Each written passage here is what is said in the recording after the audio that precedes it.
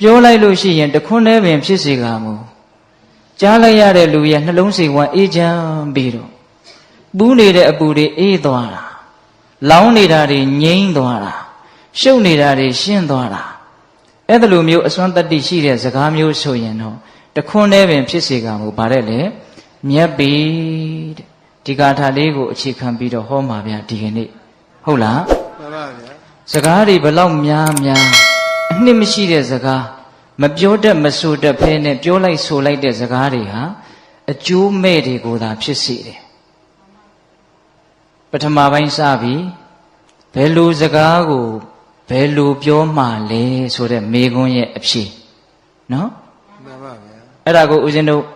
မြတ်စွာဘုရားသုဘာတိတသုတ်တံဆိုပြီးတော့ဟောထားတာရှိပါတယ်မှန်ပါဗျာမှန်ကန်၍အကျိုးရှိသောစကားကိုတည်တည်ချာချာနားထောင်နော်မှန်ကန်၍အကျိုးရှိသောစကားကိုအချိန်အခါကြည့်ပြီးတော့မေတ္တာတရားနဲ့နူးညံ့သိမ်မွေ့စွာပြောတတ်ရမယ်ဘယ်နှချက်လဲ5ချက်ပြန်ပြောမယ်နော်မှန်ကန်၍အကျိုးရှိသောစကားကိုအချိန်အခါကြည့်ပြီးတော့မေတ္တာတရားနဲ့နူးညံ့သိမ်မွေ့စွာပြောဆိုတတ်ရမယ်ဒီအင်္ဂါနဲ့သာညီမယ်ဆိုရင်အလုံးသောတတ္တဝါတွေဟာအပြောကောင်းနေကြီးဖြစ်မှာဟုတ်လားမှန်ပါဗျာအဲ့ဒီမှာတော်တော်အရေးကြီးတာကတော့အချိန်အခါကိုကြည့်၍ဆိုတာလေးလေတော်တော်အရေးကြီးတယ်ပြောကျင်တိုင်းပြောလို့ဖြစ်တာမဟုတ်ဘူးဘလောက်မှန်ဘလောက်အကျိုးရှိပြောသင့်တဲ့အချိန်ကြမှပြောရတယ်မပြောသင့်တဲ့အချိန်ကိုမပြောရဘူးစောင့်နိုင်ရတယ်အောင့်နိုင်ရတယ်တခါတလေကြတော့ကိုကမစောင့်နိုင်ဘူးမအောင့်နိုင်ဘူးပြောချင်ရင်ပြောချလိုက်တယ်အဲ့ဒီမှာဒုက္ခရောက်တာဒါလေးနဲ့ပတ်သက်ပြီးတော့မြတ်စွာဘုရားကတော့ကြည်ကြည်ပြန့်ပြန့်ပြောပါတယ်ရှင်ရာဟုလာကိုဟောထားတာရှိတယ်လေကြည်ရှုဆင်ခြင်၍စကားကိုပြောရ၏တဲ့ရှင်ရာဟုလာငယ်ငယ်လေးတုန်းကမြတ်စွာဘုရားဟောတာချစ်သားတဲ့မှန်ဟာဘာအကျိုးရှိလေတဲ့ကြည်ခြင်းအကျိုးရှိပါတယ်ဖေဟာအဲ့ဒါလိုပဲတဲ့ပြောတော့မယ်ဆိုလို့ရှိရင်ငါပြောလိုက်တဲ့စကားဟာငါအတွက်သူ့အတွက်အကျိုးဆုပ်ယုပ်စေမှာလားအကုသိုလ်တွေများဖြစ်မှာလားလို့စဉ်းစားလိုက်အောင်တဲ့အကျိုးဆုပ်ယုပ်မယ်ဆိုရင်မပြောနဲ့မပြောခင်မှာစဉ်းစားရပြောနေစဲမှာလဲခဏလေးတွေ့ပြီးတော့စဉ်းစားလိုက်ပါအောင်ငါအခုပြောနေတဲ့စကားဟာငါအတွက်အကျိုးရှိလားသူ့အတွက်အကျိုးရှိလားအကျိုးမရှိဘူးဆိုရင်ရက်နိုင်ရမယ်ဖြတ်နိုင်ရမယ်ဟုတ်လားပြောပြီးတဲ့နောက်မှာလည်းပဲငါပြောခဲ့တဲ့စကားဟာငါအတွက်သူ့အတွက်အကျိုးရှိသလားအကုသိုလ်ဖြစ်နေသလားလို့စဉ်းစားရမယ်အကုသိုလ်ဖြစ်နေတဲ့အကျိုးမရှိဘူးဆိုရင်နောက်ငါဒါမျိုးနောက်မပြောတော့ဘူးလို့ဆုံးဖြတ်နိုင်ရမယ်ဒါရှင်ရာဟုလာကိုဟောထားတာဒါတော်တော်ကောင်းတယ်နော်တခါကြီးများဒါလေးနဲ့ပတ်သက်ပြီးတော့ဦးဇင်းတို့ဗိမိတာရမင်းကြီးရဲ့အမတ်ချုပ်ကြီးဝတ္တကာရပုံနာဆိုတာကြားဘူးမှာပါနောက်တော့အဇာတတမင်းကြီးရဲ့ပရောဟိတ်အမတ်ကြီးဖြစ်ပြီးတော့ဦးဇင်းတို့ဝေသာလီပြည်ကြီးကိုစကားတူတူလေးပြောပြီးတော့သွားခွဲတာလေကြားဘူးတယ်နော်ဝတ္တကာရပုံနာအင်မတန်ညံများတာအဲ့ဒီပုံနာကြီးကမြတ်စွာဘုရားကြီးရောက်လာပြီးတော့မြတ်စွာဘုရားကိုလျှောက်တယ်အရှင်ဘုရားတဲ့တပည့်တော်ရဲ့အယူဆလေးကိုပြောပြရစီပြောပါတပည့်တော်ရဲ့အယူဆကတော့မြင်တာကိုမြင်တဲ့အတိုင်းပြောတတ်တယ်ကြားတာကိုကြားတဲ့အတိုင်းပြောတတ်တယ်တွေ့တာကိုတွေ့တဲ့အတိုင်းပြောတတ်တယ်သိတာကိုသိတဲ့အတိုင်းပြောတတ်တယ်လို့တပည့်တော်ယူဆပါတယ်တဲ့အပေါ်ယံကြည့်ရင်တော့တော်တော်ဟုတ်တယ်လို့ထင်ရတယ်မြင်တာကိုမြင်တဲ့အတိုင်းကြားတာကိုကြားတဲ့အတိုင်းသိတာကိုသိတဲ့အတိုင်းတွေ့တာကိုတွေ့တဲ့အတိုင်းပြောတတ်တယ်တဲ့ဒီတော့မြတ်စွာဘုရားကလက်မခံဘူးဗျဒကမာကြီးတွေလက်မခံဘူးနော်မြင်တာကိုမြင်တဲ့အတိုင်းပြောတတ်တယ်ဆိုတဲ့စကားကိုလက်မခံဘူးအဲ့ဒီတော့မြတ်စွာဘုရားကဘာအမိန့်ရှိလို့ဆိုတော့ဒကာကြီးတဲ့မြင်တာကိုမြင်တဲ့အတိုင်းကြားတာကိုကြားတဲ့အတိုင်းသိတာကိုသိတဲ့အတိုင်းတွေ့တာကိုတွေ့တဲ့အတိုင်းတကယ်လို့ပြောလို့များအကုသိုလ်တွေများပြီးတော့ကုသိုလ်တွေနည်းသွားမယ်ဆိုရင်မပြောသင့်ဘူးလို့ငါယူဆတယ်တဲ့မှန်ပါဗျာနော်မြင်တဲ့အတိုင်းပြောလိုက်လို့အကုသိုလ်တွေများသွားမယ်ကုသိုလ်တွေနည်းသွားမယ်အကျိုးတွေမဲ့သွားမယ်ဆိုရင်မြင်တဲ့အတိုင်းမပြောနဲ့မပြောပါနဲ့ဟုတ်လားမှန်ပါဗျာမြင်တာကိုမြင်တဲ့အတိုင်းကြားတာကိုကြားတဲ့အတိုင်းသိတာကိုသိတဲ့အတိုင်းတွေ့တာကိုတွေ့တဲ့အတိုင်းမပြောလို့များ အကုသိုလ်တွေများပြီးတော့ကုသိုလ်တွေနည်းမယ်ဆိုရင်တော့အဲ့ဒါပြောလိုက်တဲ့မပြောလို့အကုသိုလ်များမယ်ဆိုရင်ပြောလိုက်မှန်ပါဗျာပြောလို့အကုသိုလ်များမယ်ဆိုရင်မပြောနဲ့မှန်ပါဗျာအဲ့ဒီတော့ဒီစကားလေးရဲ့အနှစ်ချုပ်ကဘာလဲဆိုတော့သေးသေးချာချာလေးစဉ်းစားပြီးတော့ပြောတဲ့မှပြောဆိုတဲ့အဓိပ္ပာယ်မှန်ပါဣတိဘာလို့တဲ့မှဘာလို့ရမယ်ပြောတဲ့မှပြောပါဗျာပြောတဲ့မှပြောမြင်တိုင်းမပြောနဲ့မှန်ပါဗျာအထူးသဖြင့်အသက်ကြီးတဲ့လူတွေကိုမှားခြင်းတယ်ဗျာအိမ်မှာမြင်နေတာတွေကိုမြင်တိုင်းမြန်သွားမပြောလိုက်ပါနဲ့ကြားတိုင်းမပြောလိုက်ပါနဲ့မှန်ပါကိုသိတာတွေကိုသိတဲ့အတိုင်းမပြောလိုက်ပါနဲ့မှန်ပါဗျာကိုသိတာကိုသိတဲ့အတိုင်းပြောမိလို့ဒုက္ခရောက်တာတွေအများကြီးရှိတယ်ရှိပါတယ်ဗျာမမှန်လို့မဟုတ်ဘူးနော်မှန်ပါမမှန်လို့မဟုတ်ဘူးဦးဇင်းတို့ဥပမာတစ်ခုပြောပြမယ်မြင်တာကိုမြင်တဲ့အတိုင်းသိတာကိုသိတဲ့အတိုင်းပြောလိုက်လို့ဒုက္ခတွေများသွားတာအခုဒီလောကကြီးမှာလည်းရှိတယ်ဟိုးရှိတုန်းကလည်းရှိတယ်အခုလည်းရှိတယ်နောင်လည်းရှိနေမှာပါပဲတာရကတွေကတော့မှန်ပါဗျာဦးဇင်းတို့ဇာတကမှာဇတ်တော်မှာလာတာလေးတစ်ခုပြောပြမယ်မြင်တာကိုမြင်တဲ့အတိုင်းပြောရက်နေလို့သိတာကိုသိတဲ့အတိုင်းပြောရက်နေလို့ဒုက္ခရောက်သွားပုံကလေးရှိတုန်းကပုံနာကြီးဇနီးခင်မွန်ရှိတယ်တဲ့သားသမီးမရှိတော့အင်မတန်လိမ္မာတဲ့ကြက်တူရွေးလေးနှစ်ကောင်ကိုသားအဖြစ်မွေးထားတာတနေ့တော့ပုံနာကြီးကခရီးထွက်เสียရရှိတယ်ရှိတော့ကြက်တူရွေးလေးနှစ်ကောင်ကိုအနာခေါ်တိုးတိုးတိတ်တိတ်မှားတယ်ငါသားတို့အဖေခရီးသွားတဲ့အခါမှာမင်းတို့အမေပုံလေးမကိုတည်တည်ချာချာစောင့်ကြည့်စိတ်မချဘူးအဲ့ဒီလိုမှားပြီးတော့ပုံနာကြီးကခရီးထွက်သွားရောပုံနာကြီးသွားတဲ့နေ့ကစပြီးတော့လဲစိတ်မချမယ်ဆိုစိတ်မချเสียပဲပုံလေးမကြီးကတခြားသောယောက်ျားတွေနဲ့ဖောက်ပြားတယ်တဲ့အဲ့ဒါကိုကြက်တူကြီးလေးနှစ်ကောင်ကမြင်းနေတယ်မြင်းနေတော့မြင်မာများလာတော့ကြက်တူကြီးအငယ်ကောင်ကပြောချင်ဒီလိုမလုပ်သင့်ဘူးလို့ပြောချင်တာအဲ့ဒါနဲ့သူ့အကိုကြီးကိုဖွင့်ပြောတယ်ကျုပ်ကတော့ပြောလိုက်တော့မယ်အဲ့တော့အကိုဖြစ်တဲ့ကြက်တူကြီးကဖះလောင်းလေးငါညီမပြောနဲ့ပြောရင်မင်းဒုက္ခရောက်တားတာဒါပေမဲ့တားလို့မရဘူးအငယ်ကောင်ကပြောခြင်းစိတ်ကိုမအောင့်နိုင်ဘူးမစောင့်နိုင်ဘူးဒကမာကြီးတွေအဲ့ဒီလိုခံစားချက်မျိုးကြုံဘူးလားပြောခြင်းတာကိုမအောင့်နိုင်ဘူးမစောင့်နိုင်ဘူးတခါတလေကိုယ်စကားနားထောင်မဲ့လူမရှိလို့မျောပြီးတော့နေတာပြောခြင်းလွန်းလို့ဒကမာကြီးတွေမှန်ပါဗျာအေးအခုလည်းပဲအဲ့ဒီကောင်မစောင့်နိုင်ဘူးမအောင့်နိုင်ဘူးအဲ့ဒါအကိုတားတာကိုနားမထောင်မဲနဲ့ပုံလေးမကြီးစီသွားပြီးတော့အမေခမရဒီလိုလုပ်တာတော်လားဗျာဒီလိုမလုပ်သင့်ဘူးသွားပြီးတော့ပြောတာပုံလေးမကြီးမျက်လုံးပြူဒုက္ခပဲဒီကောင်သိသွားပြီလူဆိုတော့ညံရှိတယ်ညံမကောင်းတဲ့ညံတွေကပိုးတောင်ရှိသေးတယ်အဲ့ဒါနဲ့ငါသားတဲ့ငါသားကအမေကိုဆုံးမဖို့ရပါပြီတဲ့တဲလိမ်မာတာပဲလာပါဦးအမေနားလာပါဦးချော့ခေါ်တာအနားလေရောက်ပြီဆိုတော့ဖြတ်ခနဲ့ဆွဲပြီးတော့လေဘင်းကိုလိန်ချိုးလိုက်တယ်ကိုယ့်အကိုအေးအေးမနေနိုင်တဲ့အကောင်ဟုတ်လားအဲ့ဒီလိုလေဘင်းကိုလိန်ချိုးပြီးတော့မိကြီးခဲတွေရှိတဲ့ပြာပုံထဲကိုထိုးသိပ်လိုက်တယ်အဲ့ဒါကိုအစအဆုံးဟိုတန်းပေါ်မှာလမ်းလျှောက်နေတဲ့အကိုကမြင်တယ်မှန်ပါဗျာငါပြောစကားနားမထောင်နိုင်ကောင်အဲ့ဒီလိုနဲ့ပုံနာကြီးပြန်ရောက်လာတဲ့အခါကျတော့ပုံနာကြီးကကျက်တူရဲ့နှစ်ကောင်စုံမစုံတောင်မကြည့်နိုင်ဘူးရှိတဲ့ကျက်တူရဲ့ခေါ်ပြီးတော့ဘယ်နဲ့တော့မင်းအမေဘယ်နဲ့တော့မေးတာမေးတဲ့အခါကျတော့ကျက်တူရဲ့လေးကအဖေတဲ့မြင်တာကိုမြင်တဲ့အတိုင်းသိတာကိုသိတဲ့အတိုင်းပြောမိလို့ကျွန်တော်ရဲ့ညီကတော့ပြာဘူးထဲမှာသေပြီးတော့အိတ်နေပြီတဲ့မှန်ပါဗျာဟုတ်လားမှန်ပါဗျာအဲ့ဒီတော့အဖေလည်းမှတ်ထားမြင်တာကိုမြင်တဲ့အတိုင်းသိတာကိုသိတဲ့အတိုင်းကြားတာကိုကြားတဲ့အတိုင်းတွေ့တာကိုတွေ့တဲ့အတိုင်းမစင်စားမစင်ញင်မဲနဲ့မစူးစမ်းမဲနဲ့ပြောတဲ့လူဟာကျွန်တော်ရဲ့ညီလေးသေတယ်လို့သေရလိမ့်မယ်တဲ့မှန်ပါအဲ့ဒါလို့ပြောပြီးတော့ဟိမွန်တာကိုပြန်သွားတာပြန်မလာတော့ဘူးတဲ့မှန်ပါဗျာတချို့ရှိတယ်နော်တို့ကတော့သိတဲ့အတိုင်းပြောရမှာပဲမြင်တဲ့အတိုင်းပြောရမှာပဲတို့ကတော့မှန်ပဲဘွင်းပဲရှင်းပဲဆိုတဲ့လူတွေသတိထားတယ်မကောင်းဘူးလားကောင်းပါကောင်းတယ်ဒါကြောင့်ပုဂ္ဂိုလ်ကိုကြည့်ပြောဣတိတ်ဘာကိုကြည့်ပြောရမလဲပုဂ္ဂိုလ်ကိုကြည့်ပြောရမှာပါဗျာပုဂ္ဂိုလ်ကိုကြည့်ပြောစကားကမှန်မိမယ်လို့စကားကကောင်းမိမယ်လို့တစ်ဖက်လူကခံနိုင်ရရှိအောင်မနားလေနိုင်အောင်မတနည်းအားဖြင့်ပြောရရင်အဆင့်ရှိအောင်မဦးဇင်းတို့ဒုက္ခထာသုတ်တံဆိုပြီးမြတ်စွာဘုရားဟောထားတာရှိတယ်ဗျ သီလမရှိတဲ့လူရဲ့ရှေ့မှာသီလအကြောင်းသွားပြောရင်နာခါတယ်တဲ့ မှန်ပါဗျာ အဲ့ဒါဒုက္ကထမကောင်းတဲ့စကားကိုဖြစ်သွားတာ မှန်ပါ သူလည်းပဲအကုသိုလ်များတယ်ကိုလည်းပဲဟာဒီကောင်အလကားကောင်းပဲဆိုပြီးတော့စကားကောင်းပြောရင်းနဲ့အကုသိုလ်ဖြစ်တယ်ယုံကြည်မှုတရားတရားမရှိတဲ့လူရှေ့မှာတရားတရားအကြောင်းပြောရင်နာခါတယ် မှန်ပါဗျာ ဟုတ်လားဘာမပြောနဲ့ဟုတ်လားနောက်ဘ ഹു တုတ္တတွေနဲတဲ့ပုဂ္ဂိုလ်ရှေ့မှာဘ ഹു တုတ္တအကြောင်းသွားမပြောနဲ့ မှန်ပါ နော်တတ္တာသီလတုတ္တ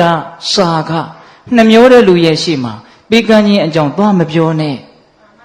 နောက်ပညာနဲတဲ့လူရှေ့မှာပညာအကြောင်းသွားမပြောနဲ့ မှန်ပါဗျာ ဒါမြတ်စွာဘုရားကိုယ်တိုင်ပြောထားတာနော်တက္ကကြီးများ မှန်ပါ ဒါကြောင့်စကားကကောင်းတော်လည်းပဲပုဂ္ဂိုလ်ကခန္ဓာကြီးမရှိရင်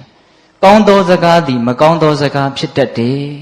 မှန်ပါ ဒါကြောင့်ပိဿပေါင်းသူတော်ကောင်းတို့မြင်တာကိုမြင်တဲ့အတိုင်း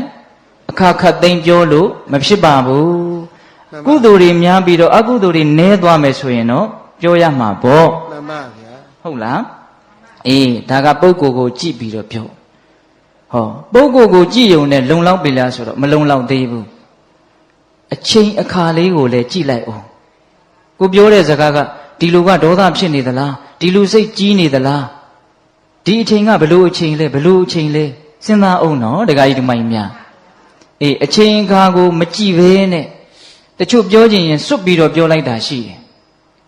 ဟိုးရှိတုန်းကရှင်ဘုရင်တစ်ပါးရှိတယ်ပြောခြင်းရင်ပြောချလိုက်တာပဲစကားကိုဘယ်တော့မှမစောင့်အဲ့ဒါကိုပရောဟိတ်အမတ်ကြီးကမကြိုက်ဘူးပြောကျင်တာကိုပြောကျင်တိုင်းစွတ်စွတ်ပြောလို့ဒုက္ခရောက်ပုံလဲများလာပြီဒါပေမဲ့ရှင်ဘုရင်ကိုဆုံးမကျင်တာအခွင့်အခါကမသိတနေ့တော့အဲ့ဒီရှင်ဘုရင်ကမူကြီးမတ်ရာတေနာပတိတွေခြံရံပြီးတော့ဥယျင်ထွက်ပြီးတော့အပန်းဖြေတယ်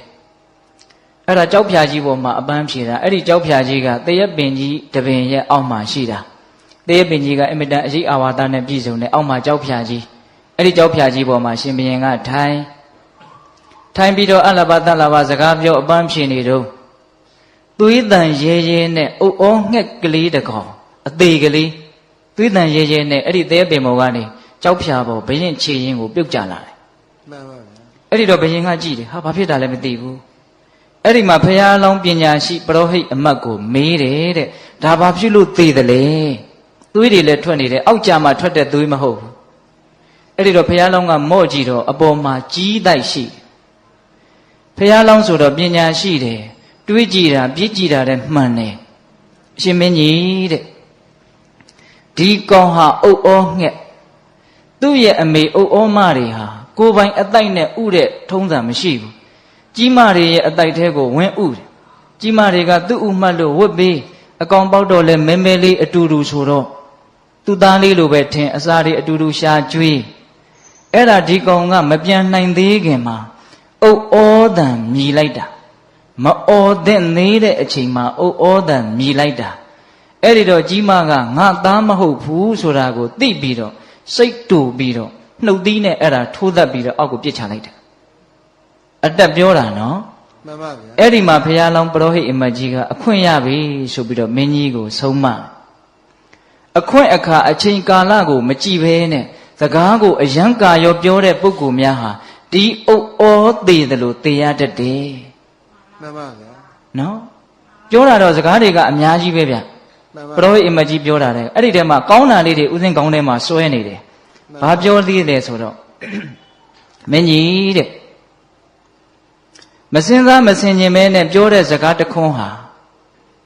သွေးထားအပ်သောဓာတ်ထက်ကြောက်เสียကောင်းတယ်နော်မစင်စားမစင်ကျင်မဲနဲ့ပြောလိုက်တဲ့စကားသည်သွေးထားအပ်သောဓာတ်ထက်ကြောက်เสียကောင်းတယ်မစင်စားမစင်ကျင်မဲနဲ့ပြောတဲ့စကားတစ်ခွန်းဟာလက်တလောသေးသေးတတ်တဲ့အစိတ်ထက်ကြောက်เสียကောင်းတယ်ဟုတ်လား မှန်ပါ ဒါကြောင့်တဲ့မှန်သောစကားပင်ဖြစ်စေကာမူကိုယ်နဲ့သဘောတူတဲ့သူပင်ဖြစ်စေကာမူ မှန်ပါဗျာ အချိန်ကာလရှည်လျားစွာမပြောရတဲ့ မှန်ပါ ဒီလူနဲ့ငါနဲ့ငါသိသဘောထားချင်းတိုက်ဆိုင်မှငါစကားဆိုသိကြိုက်တာပဲအဲ့ဒါလိုလူမျိုးရဲ့ရှေ့မှာတောင်မှကာလကိုကြည့်ပြီးတော့ပြောရမယ်ပြောကောင်းတိုင်းစွတ်ပြီးတော့ပြောမနေနဲ့တန်ဖိုးတွေနေတတ်တယ်ဟုတ်ရလား မှန်ပါဗျာ အေးအချိန်အခါကိုမကြည့်ဘဲနဲ့ပြောရင်လည်းပဲအဲ့ဒီအိုဩမိုက်ကလေးလိုဘာဖြစ်တတ်တယ်သေတတ်တယ်ဟုတ်လားဒါကြောင့်ပုဂ္ဂိုလ်ကိုကြည့်ပြောကာလကိုကြည့်ပြော ပုဂ္ဂိုလ်ဒီကာလတွေကြည့်ပြောပြီးရင်လည်းပဲဘာလို့သေးလဲဆိုတော့ဒေါသတွေမာနတွေနဲ့မပြောနဲ့ဒေါသတွေမာနတွေနဲ့ဟာငါကဒီလူကိုပြောလို့ရတာပဲငါနိုင်တာပဲဆိုပြီးတော့လည်းဖိမပြောနဲ့မှန်ပါဗျာအခုချိန်မှာကိုကသူ့ကိုနိုင်မိမလို့ဘဝဆိုတာတစ်ချိန်နဲ့သွားနေတာမဟုတ်ဘူးတစ်ချိန်မှာကိုကသူ့ရဲ့အောက်ကိုလည်းရောက်သွားနိုင်တယ်သူကကိုယ့်အထက်ကိုလည်းရောက်သွားနိုင်တယ်မှန်ပါဗျာကိုကိုပြန်ပြီးတော့နှိမ့်ဆက်ခွင့်ကြုံတဲ့အခါမျိုးမှာအဲ့ဒီလူကကိုကိုပြန်ပြီးတော့နှိမ့်ဆက်နိုင်တယ်တချို့နိုင်တယ်ဆိုပြီးတော့ပြစ်စလက်ခတ်ပြောကြားရတဲ့လူကအသက်ဓာတ်နဲ့ထိုးခံရတယ်လို့မမေ့ဘူးနားနေတာမှန်ပါဘာဖြစ်ဖြစ်ကွာပြန်ပြီးတော့တုံ့ပြန်မယ်ဆိုပြီးယူယူမိုက်မိုက်တချို့အဲ့လိုပြောတဲ့စကားတစ်ခွန်းကြောင့်သေရတာတွေရှိတယ်ရှိပါတယ်ဗျာနော်ဦးဇင်းတို့ရာဇဝင်ထဲမှာစကားအစိတ်သင့်ပုံကလေးနည်းနည်းပြောပြမယ်တချို့လည်းကြားဖို့ကောင်းကြားဖို့ပါလိမ့်မယ်ဗျာဦးဇင်းတို့ပကံရာဇဝင်မှာတရုတ်ပြည်မင်းခွေးချေးဆိုပြီးတော့နာမည်ဆိုးနဲ့ကြော်ကြားတဲ့နရတိဟပတိမင်းဆိုတာရှိတယ်နော်မှန်ပါဗျာအဲ့ဒီနရတိဟပတိမင်းကသူ့မှာသား3ယောက်ရှိတယ်နော်ဥဇနာတဲ့တိဟတုတဲ့နော်အဲ့ဒီမှာတိဟတုဆိုတာနဲ့သူနဲ့ကစကားတခွန်းကြောင့်အများကြီးပြဿနာတက်တယ်နောက်တစ်ယောက်ကကြော်စွာတဲ့အဲ့ဒါငယ်ငယ်တုန်းကဒီမင်းကြီးကဒီသားတွေကိုချစ်လွန်းလို့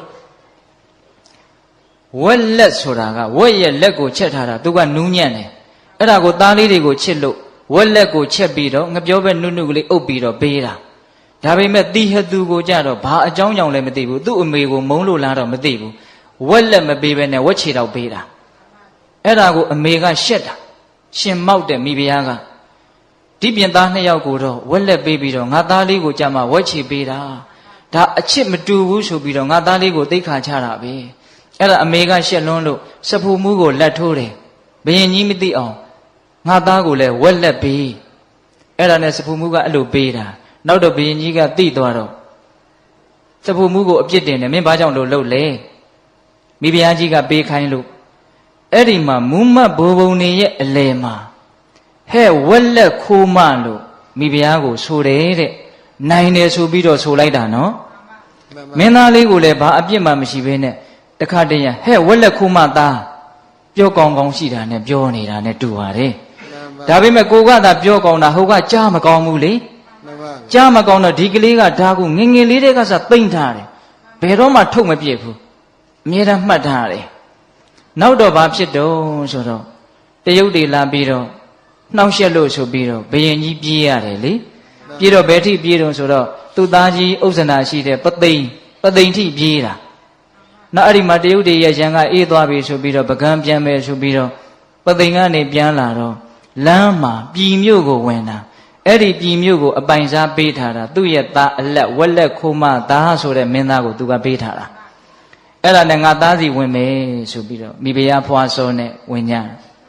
ဟိုရောက်တော့သားကအရန်နဲ့စောင့်နေတယ်နန်းတော်ထိတောင်အဝင်မခံဘူးလှေပေါ်မှာတခါတည်းဒလွတ်ကင်ထားတဲ့လူ300လောက်ဝိုင်းထားတယ်သားကဝိုင်းထားပြီးတော့ဘာလုပ်လဲဆိုတော့ထမင်းပွဲထဲမှာဟင်းတိုင်းထမင်းတိုင်းအကုန်အစိတ်ခတ်ထားတယ်မင်းကြီးတဲ့ဒီထဲမှာအစိတ်တွေအကုန်ခတ်ထားတယ်ဒါကိုစားပါလို့ခိုင်းတယ်သူ့ကိုရက်ရက်ဆက်ဆက်ပြောခဲ့တဲ့ဗဇက်ကိုရက်ရက်ဆက်ဆက်ပြန်ကျွေးတဲ့သဘောများလားတော့မသိဘူးမှန်ပါဗျာမင်းကြီးမစားဘူးဆိုရင်ဘေးမှာရှိတဲ့အာနာပကွက်သားတွေကသွေးတန်ရဲရဲနဲ့အဆုံးစီရှင်အဲ့ဒီလိုပြောပြီးတော့သားကနန်းတော့သူ့ရဲ့အဆောင်ကိုပြန်သွားတော့အဲ့ဒီမှာမိဖုရားဖွာစောနဲ့တိုင်ပင်တော့မိဖုရားကြီးကမင်းကြီးမလွတ်နိုင်တော့ဘူးအဲ့ဒီတော့ဓာတ်တွေလှန်နေနဲ့သေရတာနဲ့စာရင်လက်တလောသေတဲ့အစိတ်ကိုစားသေးတာကကောင်းသေးတယ်အဲ့ဒါနဲ့မင်းကြီးခင်ဗျာအဲ့ဒီအစာကိုအစိတ်ပါမှန်သိရနဲ့စားပြီးတော့သေရတယ်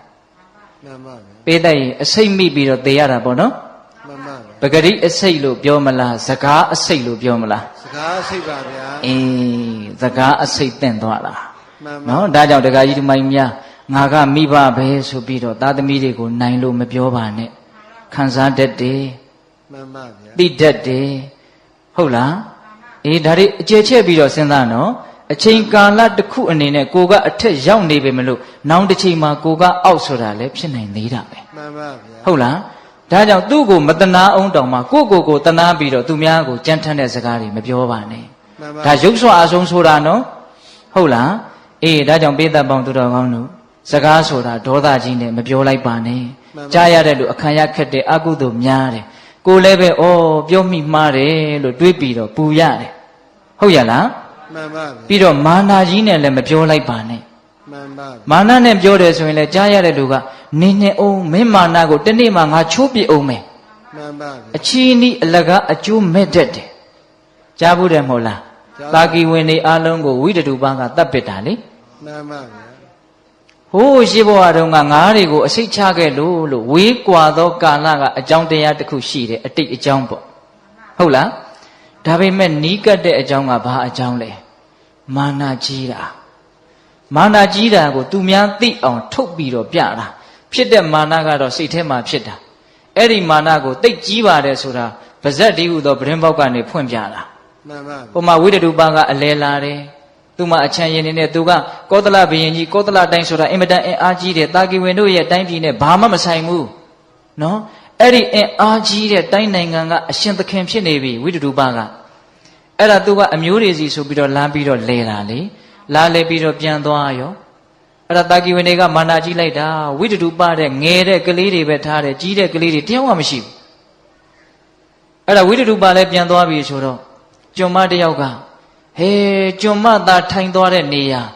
အသေးရရုပ်တယ်ဆိုပြီးတော့နွားနိုးနဲ့ဆေးတာလေအဲ့ဒါပါဇက်ကလည်းပြစ်တောက်နဲ့ပြောတယ်ကျွန်မသာနေတဲ့နေရာအတန်းစားခွဲပြီးတော့မာနနဲ့ပြောတာအဲ့ဒါကို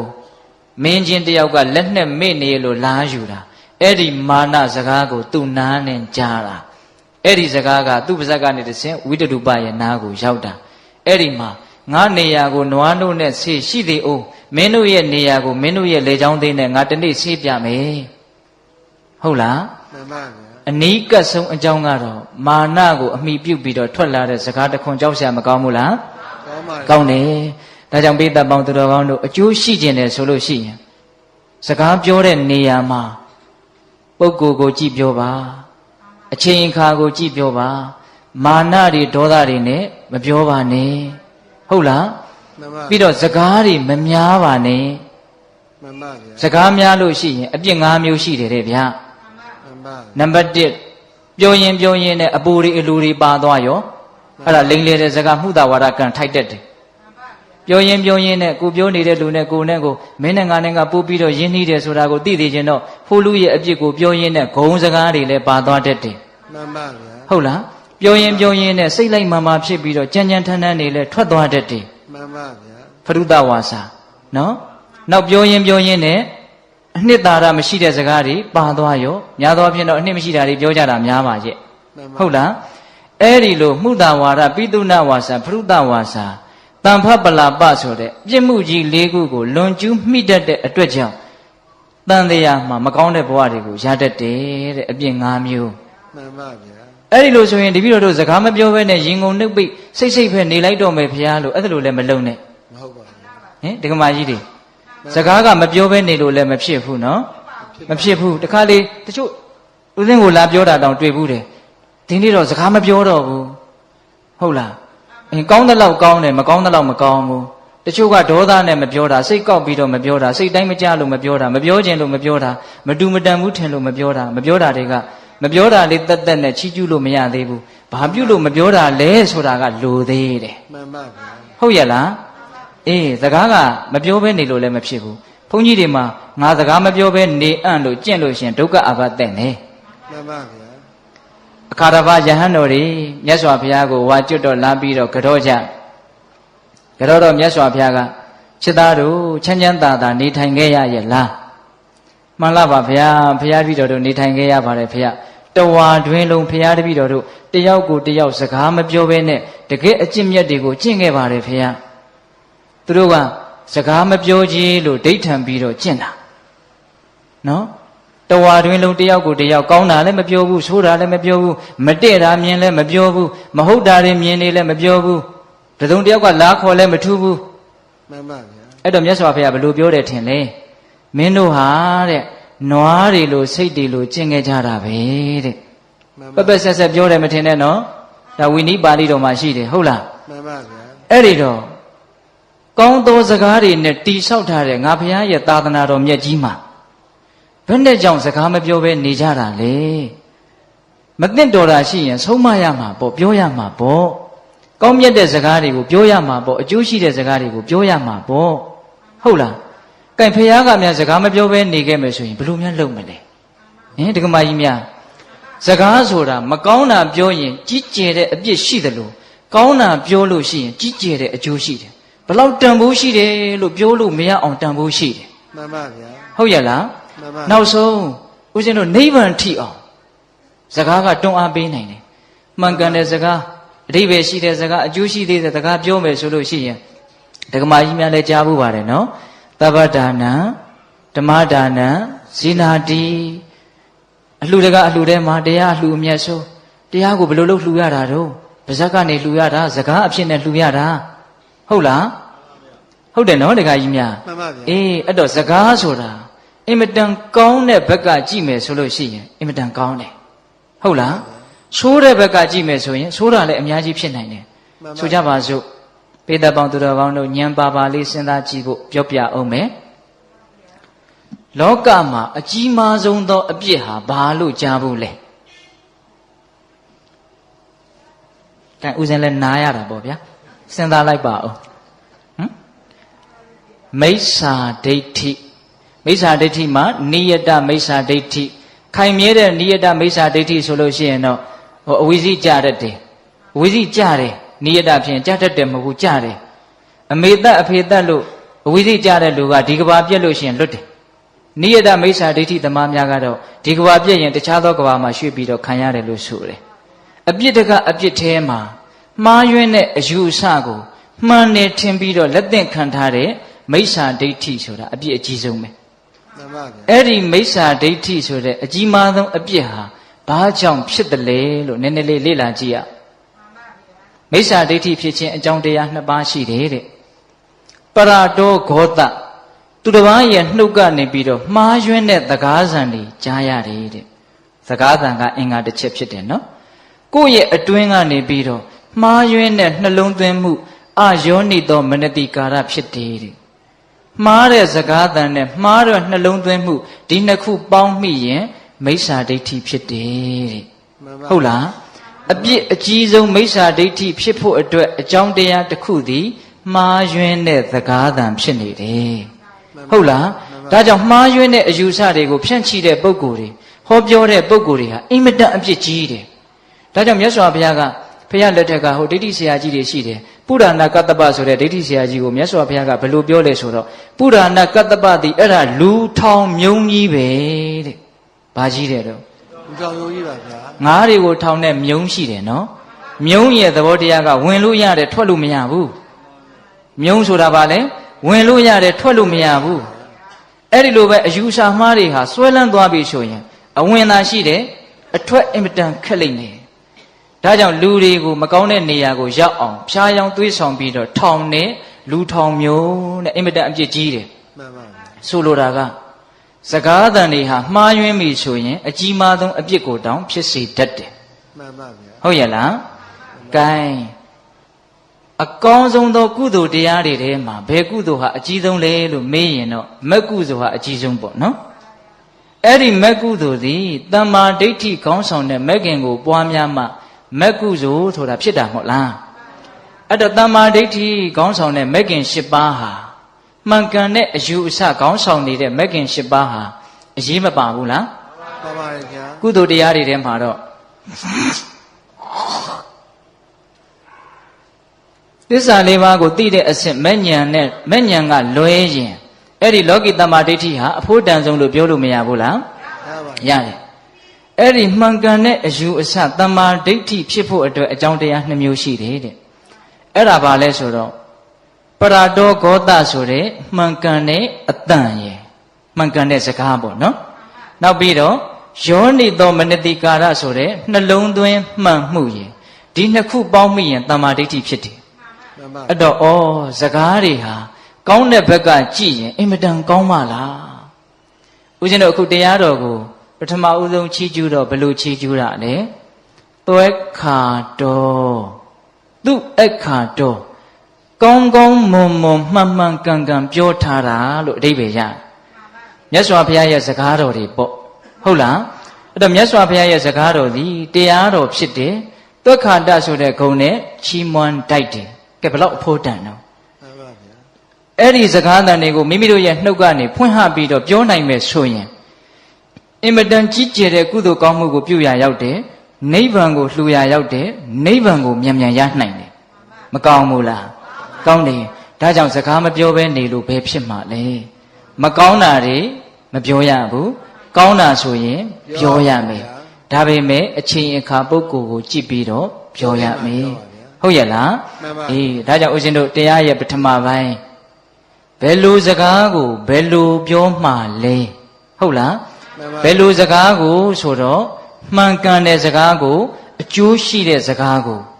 ဘယ်လိုပြောမှလဲဆိုတာကြတော့ချင့်ချိန်ပြီးတော့အချိန်ကာလကိုကြည့်ပြီးတော့မေတ္တာတရားနဲ့တိမ်တိမ်မွေ့မွေ့ပြောရမယ်ဟာဒါလေးကလည်းလူသေးတယ်ဗျာနော်အပြောမတတ်တော့ဆဲတယ်လို့ဆိုတာလည်းရှိသေးတာကိုဗျာနော်အေးပြောတတ်တယ်ဆိုတာကလည်းပဲလောကကြီးကိုချီးမြှောက်ခြင်းတစ်မျိုးပဲဗျလောကကြီးကိုချီးမြှောက်တဲ့သင်္ခါတရား၄မျိုးရှိတယ်လေဒါနာတဲ့ပိကံစွန်ကျဲလှူဒန်းခြင်းဟာလောကကြီးကိုချီးမြှောက်တာဗျနော်ပြီးတော့ဗာလဲပေယဝိဇ္ဇတဲ့ချစ်ဖွယ်စကားပြောတာကိုယ်စကားကြောင့်သူများနားချမ်းသာသွားတယ်စိတ်ချမ်းသာသွားတယ်ပြုံးပြီးတော့ကြံရစ်တယ်သိကောင်းတာပဲအဲ့ဒါလောကကြီးကိုဘာလုပ်တာလဲချီးမြှောက်တာဗျပြီးတော့ဗာလဲသူများရဲ့အကျိုးစီးပွားကိုဆောင်ရွက်ပေးတာအတ္တစရိယဟုတ်လားကိုယ်အလုပ်လို့သဘောထားတာနော်သူများအလုပ်တွေကိုနော်ပြီးတော့ဗာလဲကိုယ်နဲ့ဒန်းတူထားတာတမာနတ္တတာဟုတ်လားဘယ်သူမှအဆင်တမ်းမခွဲခြားဘူးအလုံးလူသားတွေအတူတူထားတာအဲ့ဒီတော့ချစ်ဖွယ်စကားဆိုတာလည်းအရေးမကြီးဘူးလားအရေးကြီးတယ်နော်အဲ့တော့နူးညံ့တဲ့စကားကိုမေတ္တာလေးနဲ့ပြောရမယ်ဟုတ်လားဒါကြောင့်ပေးသက်ပေါင်းသူတော်ကောင်းတို့စကားဘယ်လိုပြောမှလဲဆိုတာနဲ့ပတ်သက်ပြီးတော့ဦးဇင်းတို့ပြောမယ်ဆိုရင်ဒီနေ့တညလုံးပြောသွားလို့ရတယ်နော်ဒီတရားတစ်ပုဒ်အတွင်းမှာသို့တော့ဘယ်လိုစကားကိုဘယ်လိုနားထောင်ကြမလဲဆိုတဲ့အပိုင်းကလေးကိုလည်းပြောဖို့ကြံနေသေးတဲ့အတွက်ကြောင့်နော်ဘယ်လိုစကားကိုဘယ်လိုပြောမှလဲဆိုတဲ့အပိုင်းကိုဒီလောက်နဲ့တော်ရအောင်နော်မှန်ပါဗျာမှန်ကန်ပြီးတော့အကျိုးရှိတဲ့စကားကိုအချိန်အခါကြည့်ပြီးတော့မေတ္တာတရားနဲ့နူးညံ့သိမ်မွေ့စွာပြောဆိုတတ်ရမယ်ဒါဆိုရင်မလုံလောက်ဘူးလားလုံလောက်ပြီဟုတ်လားဓာတ်ထက်ပူပြီးတော့ပေးသက်ပေါင်းသူတော်ကောင်းတို့ကကြိုးစားခြင်းတယ်ဆိုရင်တော့သစ္စာ၄ပါးနဲ့စက်တဲ့စကားတွေကိုပြောတဲ့သစ္စာတန်ရုပ်မှာပြောထားတယ်ဒါလေးနည်းနည်းလေးပြောအောင်မယ်ချစ်သားတို့တဲ့ဒီပြင်စကားတွေမပြောနဲ့ပြောခြင်းတယ်ဆိုရင်သစ္စာနဲ့စက်တဲ့စကားကိုပြောပါတဲ့မြတ်စွာဘုရားကသစ္စာ၄ပါးနဲ့စက်တဲ့စကားပြောတတ်ဖို့တော့လိုတယ်ဘဝဟာဘာအနှစ်မှမရှိဘူးဒုက္ခတက်တက်ပဲလို့အဓိပ္ပာယ်ပေါက်အောင်ပြောတတ်ဖို့လိုတယ်တယောက်နဲ့တယောက်စကားပြောကြပြီဆိုလို့ရှိရင်ဩဘဝဟာအနှစ်မရှိပါဘူးအချီးနှီးပါပဲအကောင်းရလို့ဘာမှမရှိဘူးလို့အဲ့ဒီအဓိပ္ပာယ်မျိုးတက်ရအောင်တခြားသောဝါဒတွေသုံးပြီးတော့ပြောတတ်မယ်ဆိုရင်တော်တော်ကောင်းမယ်ဟောကိုကဓာတ်ရိုက်ကြီးပြောမယ်ဆိုရင်ကိုကိုတရားဟောနေတယ်လို့သူများကထင်းကုန်ပါလေတရားဟောတဲ့အခြေအနေမျိုးမှာတော့တရားလို့ဟောပေါ့ဟုတ်လားဒါပေမဲ့တငယ်ချင်းချင်းစကားပြောတယ်ဟာလူငယ်တွေနဲ့စကားပြောတယ်ဆိုရင်အဲ့ဒီအဓိပ္ပာယ်လေးတက်ရအောင်ပြောတတ်ဖို့လိုတယ်ဒါဒုက္ခသစ္စာဟေးလောဘကြီးရင်တော့ဒုက္ခကြီးတာပဲဒီအဓိပ္ပာယ်လေးကိုတက်ရအောင်ပြောတတ်ရမယ်ပြောလဲပြောရမယ်ဒါလောကကြီးရဲ့အမှန်တရားဒီအမှန်တရားကိုကြွေးကြော်ရဲရမယ်လူချင်းနေသမျှတော့ဆင်းရဲနေမှာပဲလို့ဒါပြောကိုပြောရမယ်ဒါမှန်တယ်နော်တခါကြီးများမှန်ပါဗျာလောဘတစ်ချက်သားရှိရင်ဆင်းရဲတစ်ချက်သားရှိတယ်ဆင်းရဲမှုအလုံးကိုဘယ်သူမှပေးတာမဟုတ်ဘူးလောဘကပေးတာမှန်ပါအဲ့ဒီအဓိပ္ပာယ်မျိုးသိရအောင်ပြောတတ်မယ်ဆိုရင်တော်တော်တာပဲနော်တခါကြီးများအေးလောဘချုပ်ခြင်းသည်ဒုက္ခချုပ်တယ်လို့တတိယនិရောဓသစ္စာကိုပြောတတ်ရမယ်လောကကြီးမှာတကယ်ငြိမ်းချမ်းတယ်ဆိုတာကလူကျင်မှုချုပ်မှဖြစ်တာပါကွာဟုတ်လားပြောတတ်ရမယ်နော်လူကျင်မှုကိုပရိအုပ်နိုင်မှဒေါသဒုက္ခဆိုတဲ့အရှိန်ကြီးကလည်းရက်တန့်သွားတာလူကျင်မှုကိုမရက်တန့်နိုင်သေးသည်မြဒုက္ခဆိုတာကိုလည်းရက်တန့်လို့ရမှာမဟုတ်အဲ့တော့និရောဓသစ္စာကိုလည်းပဲလောကီလိုလေးပြောနေတာနော်ဒကမာကြီးများအေးနောက်စတုထသစ္စာဩတကယ်ချမ်းသာခြင်းရင်တော့ဖရာရဲ့တရားကလွဲလို့တခြားနည်းလမ်းမရှိဘူးဒီအဓိပ္ပာယ်မျိုးပြောတတ်ရမယ်မဂ္ဂသစ္စာကိုမြတ်စွာဘုရားကတိတိကျကျဘယ်လိုဟောတာလဲဒုက္ခនិရောဓဂာမိနိပฏิပဒါအရိယသစ္စာအဲ့ဒါကိုဦးဇင်းတို့ အတူချုပ်ပြောတော့ဘယ်လိုပြောလိုက်တာလဲမဂ္ဂသစ္စာလို့ပြောလိုက်တာနော်မြတ်စွာဘုရားတိတိကျကျပြောထားတာကဒုက္ခនិရောဓဂ ामि နိပฏิပဒါအရိယသစ္စာဒုက္ခဆိုတာကဆင်းရဲတာនិရောဓဆိုတာကချုပ်တာ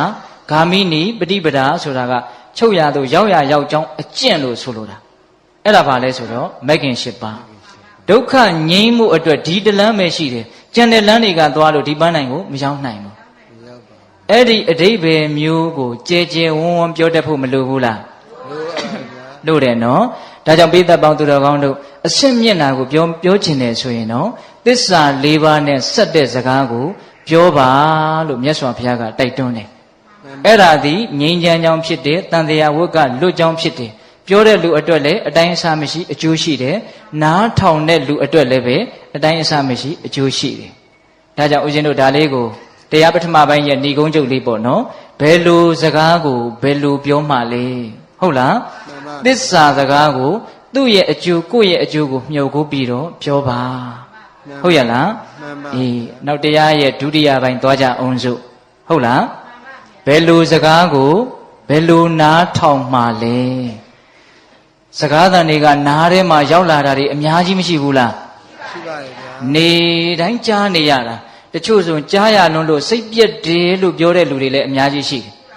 ဟုတ်တယ်ပြက်မယ်ဆိုလည်းပြက်စီဟာတခါတလေအာနာမှုနဲ့မျက်နှာချင်းဆိုင်ပြီးတော့နားလာထောင်းနေရတာစိတ်ကတိပြင်းနေရရောက်တယ်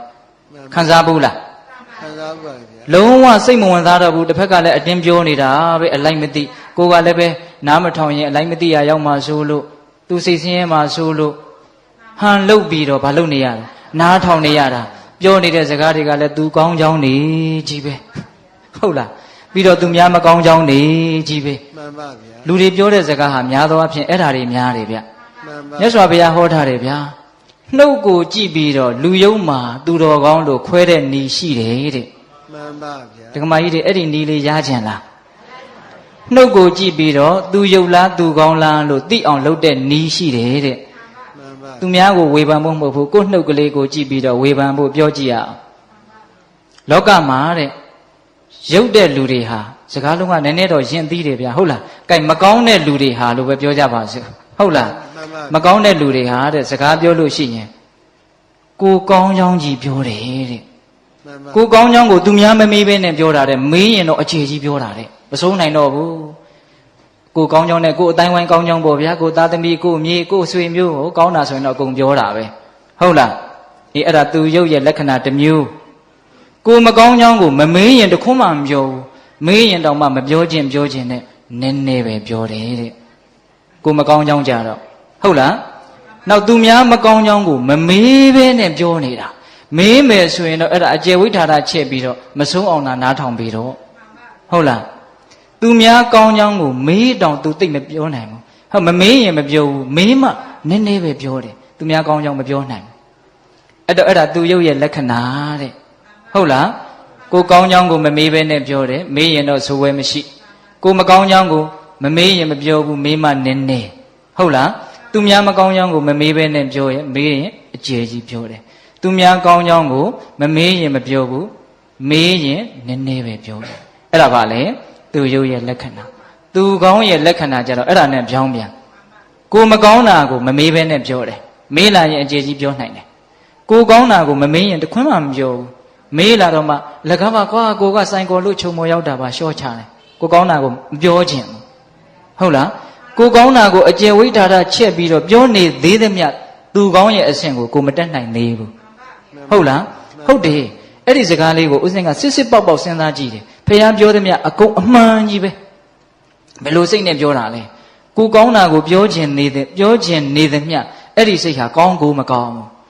ကိုမကောင်းတာကိုဖုံးထားခြင်းသေးသမျှအဲ့ဒီစိတ်ဟာကောင်းကိုမကောင်းဘူးသူများမကောင်းတာကိုပြောနေခြင်းသေးသမျှအဲ့ဒီစိတ်ကောင်းကိုမကောင်းဘူးနော်သူကောင်းဆိုတာဒါကြောင့်သူများမကောင်းတာကိုမပြောခြင်းဘူးတနာတယ်နားလေတယ်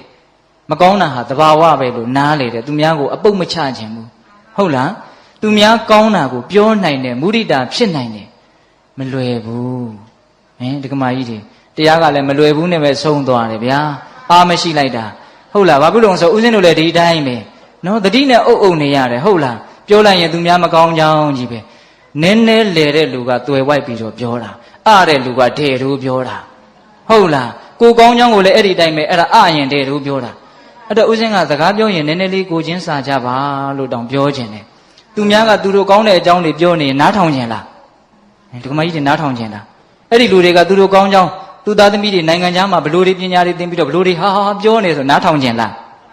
ထောင်ခြင်းသလားမထောင်ခြင်းဘူးဗျသူများကောင်းတာကိုနားမထောင်ခြင်းတာပုထုသင်ရဲ့သဘာဝဟုတ်လားအဲ့ဒါကိုပဲအိတ်တာလို့ခေါ်တာမဟုတ်လားအိတ်တာဆိုတာသူများကောင်းတာကိုကြားကိုမကြားခြင်းတာမနာလိုဘူးဆိုတာအဲ့ဒါကိုပြောတာနာတာဆိုတာဘယ်ကနာတာနာကနာတာအခုတရားနာနေတာဘယ်ကနာနေတာအေးအဲ့ဒါဗမာစကားမနာလိုဘူးနားမထောင်လိုဘူးကောင်းတာဆိုကြားကိုမကြားခြင်းဘူးအဲ့ဒါပုထုဇဉ်ရဲ့ပင်ကိုယ်သဘောအဲ့တော့ကိုကောင်းတာကိုသူများသွားပြောရင်အဲ့ဒါမုံစေးစားတော့တာပဲသူများမုံအောင်လုပ်တာနော်ဒါကြောင့်ဟိုတရားလေးတွေကလိုက်နိုင်ရင်တော်တော်ကောင်းတယ်သိလားအဲ့ဒါကိုကောင်းကြောင်းမပြောရင်သူများချစ်လိမ့်မယ်ဗျာသိကြတယ်ဗျာနော်တခါကြီးမိုင်းများဒါကြောင့်ကိုကောင်းတဲ့အကြောင်းကိုတတ်နိုင်တယ်များမပြောပါနဲ့ကိုမကောင်းတဲ့အကြောင်းကိုတတ်နိုင်တယ်များပြောဖို့ကြိုးစားပါဟုတ်ရဲ့လားအေးသူများမကောင်းတဲ့အကြောင်းကိုတတ်နိုင်တယ်များမပြောပါနဲ့သူများကောင်းတဲ့အကြောင်းကိုတတ်နိုင်တယ်များပြောဖို့ကြိုးစားပါဟုတ်လားမှန်ပါဗျာကဲဘယ်လိုစကားကိုဘယ်လိုနားထောင်မှလဲဆိုတာကိုတောင်မရောက်နိုင်ဘူးဖြစ်နေတယ်ဗျာအဲ့တော့ဒကာကြီးဒကာမကြီးများဘယ်လိုစကားကိုဘယ်လိုနားထောင်ကြမှလဲဆိုတော့စကားတွေကကိုယ်နားတဲ့ကိုအမျိုးမျိုးရောက်နေတယ်အဲ့ဒီထဲမှာဦးဇင်းတို့ပထမကိုမကောင်းတာပြောတာတွေနဲ့ပတ်သက်ပြီးတော့ကိုယ့်ရဲ့အပြစ်ကိုယ့်ရဲ့မကောင်းကြောင်းတွေနဲ့ပတ်သက်ပြီးတော့ကိုနားတဲ့ကိုရောက်လာတဲ့စကားတွေနဲ့ပတ်သက်ပြီးတော့အရင်စဉ်းစားကြည့်အောင်ဒကာကြီးဒကာမကြီးများမကောင်းကြောင်းကိုသူများပြောတာတွေကြားဖို့လားကြားဘူးလေဓာတ်ရိုက်ပြောတာလည်းကြားလိမ့်မယ်ကိုယ်ရာမှာပြောပြီးတော့တဆင့်လာပြောတာလည်းကြားရလိမ့်မယ်ကိုမကောင်းကြကိုလေဟုတ်လားအဲ့ဒီလိုပြောရင်ဘယ်လိုနားထောင်မလဲဒီအချက်ကလေးကအရင်စပြီးတော့စဉ်းစားရအောင်ကိုမကောင်းကြောင်းကိုပတ်ဝန်းကျင်ကပြောလာပြီဆိုရင်စဉ်းစားလိုက်သူတို့ပြောတာဟုတ်သလားမဟုတ်ဘူးလားသူတို့ပြောနေတဲ့မကောင်းကြောင်းတွေကဟုတ်သလားမဟုတ်ဘူးလားလို့စဉ်းစားဟုတ်ချင်လဲဟုတ်မယ်မဟုတ်ချင်လဲမဟုတ်ဘူးဟုတ်နေတယ်ဆိုရင်တော့အဲ့ဒါပြင်ဖို့ကြိုးစားရတော့မယ်နော်တခါကြီးများမခံမြင်ရဘူးနော်သူများမကောင်းကြောင်းပြောတာကိုသူတို့ပြောတဲ့အတိုင်းငါမှဟုတ်မြတ်နေသလားလို့စဉ်းစားဟုတ်တယ်ဆိုရင်ဘာလုပ်ရမလဲပြင်ရမယ်မဟုတ်ဘူးဆိုတာလည်းရှိနိုင်တယ်မဟုတ်ဘဲနဲ့မုန်းလို့ပြောတာလည်းရှိလိမ့်မယ်အဲ့ဒီမဟုတ်ဘူးဆိုရင်တော့ဘယ်နဲ့လုပ်မလဲသီးခံဖို့ကြိုးစားရမယ်မှန်ပါနော်ဒါကြောင့်မကောင်းတဲ့စကားတွေအပြစ်တွေနဲ့ပတ်သက်လာရင်ဟုတ်ရင်ပြင်ရမယ်မဟုတ်ရင်သီးခံရမယ်ပိဋကပြောကြည့်စမ်းပါဟုတ်ရင်ပြင်ရမယ်မဟုတ်ရင်သီးခံရမယ်အဲ့ဒီစကားနဲ့ပတ်သက်ပြီးတော့အကောင်းဆုံးနားထောင်နေပဲမှန်ပါဟုတ်လို့ရှိရင်ပြင်ရမယ်ဦးဇင်းတို့မြတ်စွာဘုရားလက်ထက်ကရာဓဆိုတဲ့ယဟန်အိုကြီးတစ်ပါးရှိတယ်အသက်ကြီးမှယဟန်ပြုတာသူယဟန်ပြုတော့သူ့ကိုဘယ်သူကမှယဟန်ပြုမပေးခြင်းဘူးဘယ်ယဟန်ကမှပြုမပေးခြင်းဘူးအဲ့ဒီမှာမြတ်စွာဘုရားကယဟန်တော်တွေကိုဒီပုံနာကြီးရဲ့ကျေးဇူးတရားတွေမင်းတို့ပေါ်များမရှိကြဘူးလားအဲ့ဒီမှာရှင်သာရိပုတ္တရာကိုတော်မြတ်ကြီးကကျေးဇူးသိသိတာဆိုတော့မှန်လားပါဗျာတပည့်တော်အပေါ်မှာဆွန်းတစွန်းလောင်းမှုတဲ့ကျေးဇူးရှိပါတယ်ဒါကြောင့်တပည့်တော်ဒီပုံနာအိုကြီးကိုယဟန်ပြုပေးလိုက်ပါမယ်အဲ့ဒီမှာယဟန်ပြုပေးတယ်ကြီးမယဟန်ဖြစ်တာဆိုတော့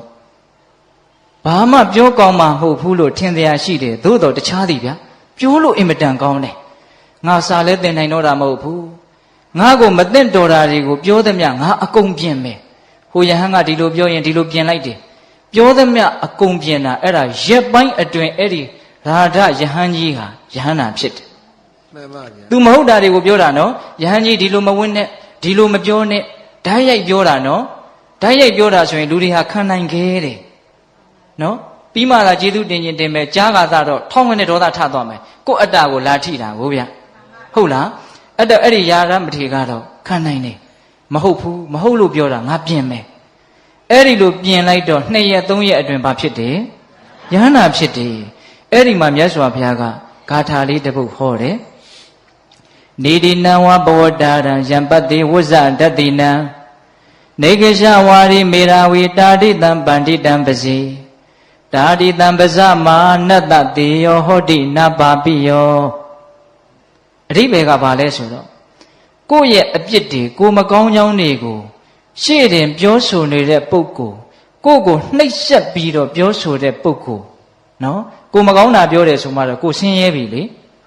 ဟန်ဆောင်ပြီးတော့ရပါတယ်လို့ပြုံးတာနေလဲရတာစိတ်ထဲကတော့တိတ်ပြီးတော့မချိလှဘူးဒါဥစဉ်တို့လည်းဒီတိုင်းပဲဒကာကြီးဒီမကြီးများလည်းဒီတိုင်းပဲဖြစ်ပါလိမ့်မယ်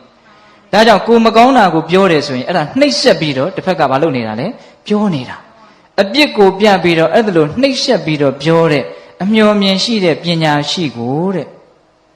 မြေအိုးထဲမှာပိုင်ရှင်မရှိတဲ့ရွှေအိုးတွေကိုဖော်ပြတယ်လို့မျိုးရွှေအိုးကိုညွန်ပြတဲ့လူလို့သဘောထားရမယ်တဲ့မှန်ပါဗျာတစုံတယောက်သောပုဂ္ဂိုလ်က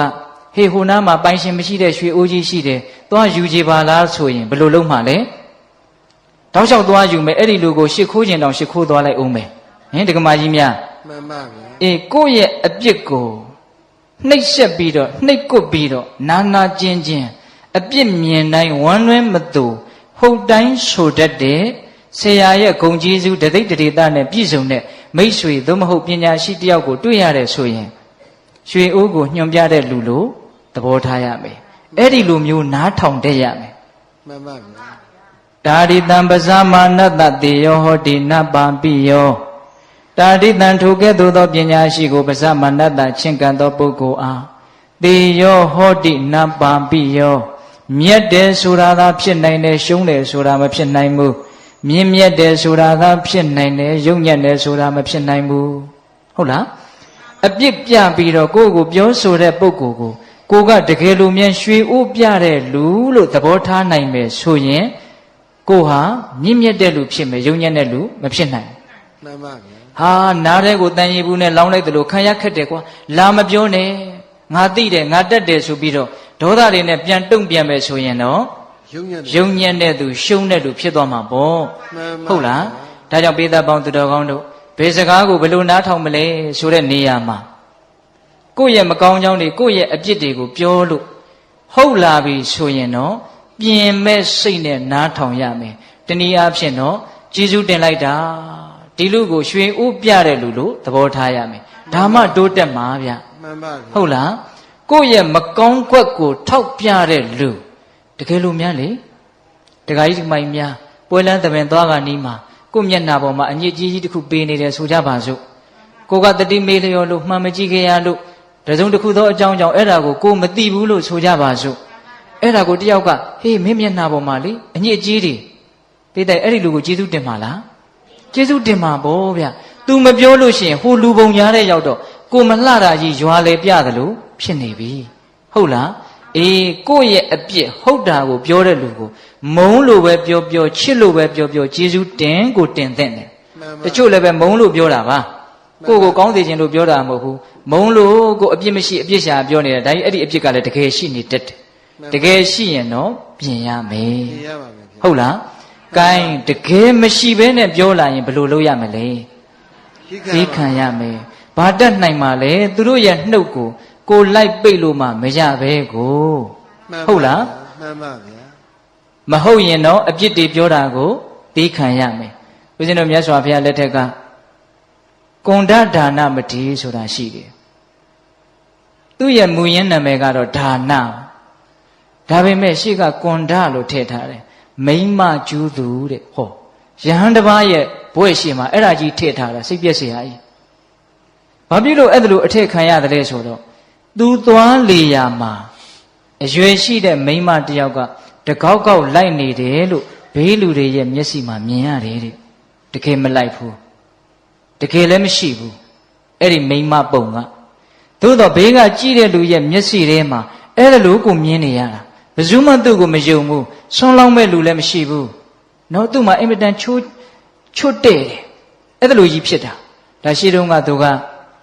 ယဟန်တစ်ပါးကိုတကယ်ချစ်ကြတာဟုတ်ရဲ့လားတကယ်မေတ္တာရှိကြတာဟုတ်ရဲ့လားလို့စမ်းတဲ့အနေနဲ့ရုပ်ကစိုးနဲ့ဖြစ်တုန်းကမိမပုံတရံဖန်ဆင်းပြီးတော့ယဟန်တစ်ပါးကိုတန်တရားဖြစ်အောင်လုပ်ခဲ့လို့ဒါဥစဉ်အကျေမပြောဘူးနော်အဲ့ဒါဥစဉ်တို့မြတ်စွာဘုရားလက်ထက်ရောက်တော့ယဟန်လာဖြစ်တယ်အဲ့ဒါဝိဘတ်ရုပ်ပေါ့နော်မိမပုံတပုံကသူ့နောက်ကိုလိုက်နေတာဆွန့်ခံသွားလဲပါနေတာအဲ့ဒါကိုကောသလမင်းကြီးကနောက်တော့သိတဲ့အခါကျတော့ဒီယဟန်ဘယ်လိုလဲမသိဘူးစုံစမ်းလာကျောင်းပေါ်လောက်တော့အဲ့ဒီယဟန်ကကျောင်းပေါ်တက်သွားတယ် ကောသလမင်းကြီးကနောက်ကလိုက်သွားတယ်အဲ့ဒီမိန်းကလေးကလည်းလိုက်သွားတာပဲကျောင်းပေါ်ရောက်တော့အဲ့ဒီမိန်းကလေးကမရှိအဲ့ဒီယဟန်ပြန်ဆင်းသွားတော့မိန်းကလေးကပါသွားတာပဲအဲ့ဒီတော့မှဒါအကြောင်းတစ်ခုခုကြောင့်ရှိမယ်လို့ကောသလမင်းကြီးသဘောပေါက်မြတ်စွာဘုရားကိုရှောက်မြတ်စွာဘုရားကအကျိုးအကြောင်းပြောပြအတိတ်အကြောင်းကိုပြောပြတော့အရှင်ဘုရားဒီလိုဆိုရင်အရှင်ဘုရားကိုဘယ်သူကကြည်ညိုမှာလဲတပည့်တော်စွန့်ကွန်းဝေယဝိဆပစ္စည်းလေးပါးဒါယကခံတယ်ဆိုပြီးတော့နောက်တော့ယဟန္တာဖြစ်တယ်အဲ့ဒီမထေကိုအကြောင်းပြုပြီးတော့ပြောတဲ့စကားလေးတော်တော်မှတ်သားစရာကောင်းတယ်အဲ့ဒီယဟန်ကအဲ့ဒါလိုမိမပုံရိပ်ကနောက်ကလိုက်နေတာဆိုတော့ယဟန်တွေကသူ့ကိုတကယ်လဲအမြင်ကတ်တယ်ပြောင်းလဲပြောင်းခြင်းတယ်အဲ့ဒါလိုပြောကြတော့ဆိုကြတော့သူ့ကိုနှိပ်စက်ပြီးတော့ပြောကြတော့သူကလည်းနောက်တော့ပြန်ဆဲတယ်ပြန်ပြီးတော့ကြမ်းကြမ်းထန်ထန်ပြောတယ်အဲ့ဒါနဲ့ယဟန်နေနဲ့သူ့ရဲ့ရံပွဲဟာမကြာခဏဖြစ်တယ်အဲ့ဒီမှာမြတ်စွာဘုရားကနောက်တော့မြတ်စွာဘုရားရဲ့နားတော်ပေါက်ကြားတော့အဲ့ဒီယဟန်တော်ကိုခေါ်ပြီးတော့ချက်သားဘာပြုလို့ကြမ်းထမ်းတဲ့စကားတွေပြောတာကိုကြမ်းထမ်းတဲ့စကားတွေနဲ့ပြန်တုံ့ပြန်ရတယ်လေမတုံ့ပြန်နဲ့ဒါဟာမင်းရဲ့အတိတ်ဘဝကမကောင်းတဲ့ကံကြောင့်ဖြစ်ပေါ်လာတာမင်းမှာတကယ်တမ်းအဲ့ဒီအပြစ်ကရှိနေတာမဟုတ်ဘူးမိမနောက်ကလိုက်နေတယ်ဆိုတဲ့အပြစ်တကယ်ရှိတာမဟုတ်ဘူးအဲ့ဒီမရှိတဲ့အပြစ်ကိုဘေးကပြောနေတာကိုမင်းသိခံလိုက်ပါအဲ့ဒီမှာမြတ်စွာဘုရားကဘယ်လိုဥပမာလေးနဲ့ပြောတာလဲဆိုတော့အနာပြက်နေတဲ့ကြီးခွက်လိုမင်းကျင့်ရမယ်တဲ့ဒါလေးကိုပြောချင်တာဥစဉ်ကသိလားဘယ်လိုကျင့်ရမလဲအနာပြက်နေတဲ့ကြီးခွက်ပါဗျာအနာပြက်နေတဲ့ကြီးခွက်တဲ့အနာပြက်နေတဲ့လက်ကွင်းတဲ့ဆိုကြပါစို့ဥစဉ်တို့တိုးတွေမှာတော့ရှိသေးတယ်အခုတခါကြီးတို့ဒီမှာတော့တချို့သိမ့်မရှိတော့ဘူးကြီးပလားလေးတွေရှိတယ်လေကြီးပလားနဲ့ရေတောက်လို့ရှိရင်အန္တရာယ်ကင်းတယ်လို့ယောဂကင်းတယ်လို့ယူဆရှိတယ်လေဥစဉ်တို့ငယ်ငယ်တုန်းကဆိုရင်အဲ့ဒီကြီးပလားလေးကိုလက်ဖွားပေါ်တင်အဖေတို့အမေတို့မရှိတဲ့အခါမှာဒန်းဆိုခောက်လိုက်ရင်အတန်လေးကတော်တော်နဲ့မတိတ်တော့အဲ့ဒါလေးကိုခဏတိုင်းခောက်ကြည့်အဲ့ဒီကြီးပလားလေးကလွတ်ကြလို့မြတ်အနာကပြက်ပြီးတော့ကွဲသွားပြီဆိုရင်ဒန်းလို့ခောက်လိုက်ရင်ဒန်းလို့အတန်ဆွဲပြီးတော့မမြည်တော့ဘူး that's ပြီးသွားအတန်ကရေရှည်မလာတော့အဲ့တော့အနာပြက်တဲ့ကြီးခွက်လို့ကျင့်ရမယ်ဆိုတာအဲ့ဒါပြောတာတစုံတယောက်ကပြောလိုက်လို့စိတ်ကတူလိုက်တယ်ကဲခဏတော့တူလိုက်ပေါ့တူပြီးတော့အဲ့ဒါကိုပြန်စဉ်းစားပြီးတော့ညလည်းမပြီးနိုင်နောက်နေ့လည်းမပြီးနိုင်နောက်လလည်းမပြီးနိုင်အိုးကြီးပလားလက်နဲ့တောက်လိုက်တယ်လို့ဒန်းဆိုတဲ့အတန်ကအမြင်ကုန်မပြတ်တော့ဘူးဟင်ဒကမာကြီးတွေစိတ်ထဲမှာအဲ့ဒါလို့အမြင်မပြတ်တဲ့ဒေါသခံစားချက်တွေရှိလားရှိတာပေါ့ဥစဉ်တို့လည်းရှိတာပေါ့ဟုတ်လားဘလို့ဖြစ်နေတာတော့ကြီးပလားကလက်လက်ဆက်ဆက်ကြီးကိုဗျဟုတ်လားအနာမပြတ်သေးဘူးဒဏ်ရာတောင်မရသေးဘူးဟုတ်လားမြတ်စွာဘုရားကဘလို့ကျင့်ရမှာတဲ့တော့အနာပြတ်နေတဲ့ကြီးပလားလို့ကျင့်ရမေးတဲ့တစုံတယောက်ကကိုယ့်ကိုထိထိခိုက်ခိုက်မဟုတ်ဖဲနဲ့လာပြောလာရင်ပုထုသင်တဘာဝစိတ်တော်တုံမှာပေါ့သို့တော့အဲ့ဒါကြီးကိုတာရှည်ကြီးတုံမနေနဲ့ဘာအကျိုးရှိလို့လဲဟိုလူကပြောပြီးလို့မေ့သွားပြီကိုကဒီမှာအသစ်ရှိနေအသစ်ဖြစ်နေတယ်ဟုတ်လားအေးဒါကြောင့်မြတ်စွာဘုရားကပေးတတ်လိုက်တာနော်ဥပမာကိုဟုတ်လားဒါကြောင့်ကိုယ့်ရဲ့အပြစ်တွေမကောင်းတာတွေကိုပြောလို့မဟုတ်ဘဲနဲ့ပြောတယ်ဆိုလို့ရှိရင်အနာပြတ်တဲ့ကြီးခွက်ကြီးနော်သွားတဲ့ကြီးဟိုဦးဇင်းတို့ရှင်းတော့ကငွေတင်းကားတွေပါလေရှိတယ်ငွေစစ်သလားကောင်းသလားလို့သိရင်တောက်ကြည့်လိုက်တယ်ဟုတ်လားတကယ်လို့အဲ့ဒီမှာအက်တွေအထက်ထဲမှာအနာစာရှိနေရင်အဲ့ဒီငွေတင်းကားကအတန်မကောင်းတော့ဘူးအဲ့ဒါကိုငွေတယ်လို့ခေါ်တယ်အခုလည်းပဲကြီးအတန်တာရှည်မမြည်ဘူးဒါကြောင့်စိတ်ထဲမှာဒေါသတန်တွေအကြာကြီးမြည်မနေနဲ့ဒါပြောတာနော်မဟုတ်ရင်သီးခံလိုက်ပါမြတ်စွာဘုရားတောင်သီးခံရတာဗျတတန်တရားလုံးကပါရမီတွေအပြည့်ဖြည့်ခဲ့ပါတယ်ဆိုတော့ပါရမီရှင်ကြီးတောင်မှသီးခံရတာဗျဟိုမာဂန္ဒီဆိုတဲ့မိန်းမတယောက်နဲ့တွေ့တာကြားဘူးတယ်မဟုတ်လားအေးသူ့အဖေကလည်းမာဂန္ဒီသူ့အမေကလည်းမာဂန္ဒီသမီးအချောသမီးအလှဟာဘုရားကလည်းတပ်ပယ်လိုက်တာဒီလောက်ချောလှတဲ့ယောက်ျားမမြင်ဘူးဆိုပြီးတော့ဒီဇလန်းကြီးမပြောတော့ပါဘူးဗျာဟုတ်လားသမီးထိုးအပ်တာလေအဲ့ဒီမှာမြတ်စွာဘုရားကဒီ32ခုထာတာအညစ်အကြေးစုဝေးကိုငါခြိတောင်းနဲ့တောင်မတို့ခြင်းဘူးလို့အမေအဖေတရားသူရမဲ့အရေးကိုရှေ့ရှုပြီးတော့အဲ့ဒါလိုပြောလိုက်တာအဲ့ဒါကိုမာဂန္ဒီရန်ညိုးဖွဲ့တယ်ငါတနေ့ဘာဖြစ်မလဲမသိနိုင်ငါရဲ့ရုပ်အဆင်းကအင်မတန်တင့်နေတယ်သူထင်တဲ့အတိုင်းပဲမိဖုရားကြီးဖြစ်တယ်ဥဒိဏမင်းရဲ့မိဖုရားဖြစ်တယ်နော်ကောတံဘီပြည့်ရှင်ရဲ့မိဖုရားခေါင်ဖြစ်တယ်ဖြစ်တော့အဲ့ဒီမျိုးကိုဘုရားလည်းကြွသွားပြီဆိုတော့မိစ္ဆာဒိဋ္ဌိအယူရှိတဲ့သေတောက်ကျူးတွေကိုပတ်စံပေးပြီးတော့ခိုင်းတာဘ ဖះကိုဆဲခိုင်းတာဆဲတာမှအမျိုးမျိုးပပဆက်ဆက်ဆဲတာဆဲတော့ရှင်အာနန္ဒာကမြတ်စွာဘုရားကိုလျှောက်တယ်အရှင်ဘုရားကိုတံဘီကလူတွေဟာသိရိုင်းတာပဲတဲ့ဒီလိုနေရာမျိုးသာသနာမပြုသင့်ဘူးမနေသင့်ဘူးတပည့်တော်တို့တနေရာပြောင်းကြပါစို့စိတ်သားအာနန္ဒာအဲ့ဒီမင်းပြောင်းတဲ့နေရာကတော့ဒီလိုဆဲမယ်ဆိုရင်ဘယ်လိုဆက်လုပ်မလဲတဲ့နောက်ထပ်မဆဲတဲ့တနေရာပြောင်းမယ်ဖေရအဲ့ဒီနေရာကဆဲရင်ကောနောက်ထပ်တနေရာဖေရမင်းဟာကထွက်ပြေးနေတဲ့နီလန်းကြီးပဲတဲ့ဟုတ်လားမြတ်စွာဘုရားကဖြစ်လာတဲ့ပြဿနာကိုဒီနာရင်ပြေးလေအောင်ရှင်းရတယ်တဲ့ချီးမွမ်းတာပဲဖြစ်ဖြစ်ကဲ့ရဲ့တာပဲဖြစ်ဖြစ်9ရက်အပြင်မနေဘူးတဲ့ဒါဘုရားကိုယ်တိုင်ဟောတာနော်ဗမာစကားပုံမှန်တယ်နော်ချီးမွမ်း9ရက်ကဲ့ရဲ့9ရက်ပြောပါစေအပြစ်တွေပြောပါစေသူတို့မောတော့ရက်သွားလိမ့်မယ်ဟုတ်လားသူတို့ပြောတာကိုကိုကမခံခြင်းဖြစ်နေမှသူတို့ကအဲ့ဒါအရသာရှိပြီးတော့ဆက်ပြောနေမှာဗျာမခံခြင်းတဲ့ကလေးဆိုပို့စတယ်မဟုတ်လားဒကမာကြီးများအဲ့ဒါလိုမျိုးနော်အဲ့ဒီမှာမြတ်စွာဘုရားကယဟန်တော်တွေကိုဟောတာအာနာကိုဝသင်္ကမေသာပတောပတိတံတရံအတိဝါကျံတိတိခတံဒုတ်တိလောဟိဘဟုတ်ဇနောခြေသားအာနန္ဒာတဲ့စစ်ပွဲမှာဆင်နွှဲနေတဲ့စစ်စင်ကြီးဟာတစ်ဖက်ရန်သူတွေကနေပြစ်လာတဲ့မြားဒဏ်တွေကိုခါချပြီးတော့စူးလာရင်လည်းစူးပါစေလို့ကြံ့ကြံ့ခံတယ်လို့မျိုးတဲ့ငါဖះလည်းပဲလောကစစ်မြေပြင်မှာပြစ်ခတ်လာတဲ့စကလုံးမြားဒဏ်တွေကိုငါကြံ့ကြံ့ခံမယ်နော်အတိဝါကျံတိတိတ်ခတံအတိဝါကျံဆိုတာလွန်ကဲကိုပြောလာတာပြောတဲ့ပြောတတ်တဲ့အတိုင်းတာထက်လွန်ပြီးတော့ကိုပြောလာတာလွန်ကဲတဲ့စကားပေါ့အဲ့ဒီစကားကိုဘာလို့မှလဲတိတိတ်ခတံငါသီးခံလိုက်မယ်သီးခံသည်ဖြစ်စေဒေါသဖြစ်သည်ဖြစ်စေသီးခံလိုက်ရင်တော့ကိုကသီးခံတာကြီးကိုရလိုက်တာပဲဒေါသဖြစ်မယ်ဆိုရင်တော့ဒေါသဖြစ်တာကြီးကိုရလိုက်တာပဲရှင်းတော့ရှင်းလေးပဲနော်ကိုဘာကိုလိုချင်တယ်လေကိုဘလို့လူမျိုးဖြစ်အောင်လုပ်မှလေဒါပဲစဉ်းစားဒေါသဖြစ်တတ်တဲ့ငါလားသီးခံတတ်တဲ့ငါလားအဲ့ဒါလို့ဆိုရင်တော့ဘယ်ဟာရွေးမှလဲ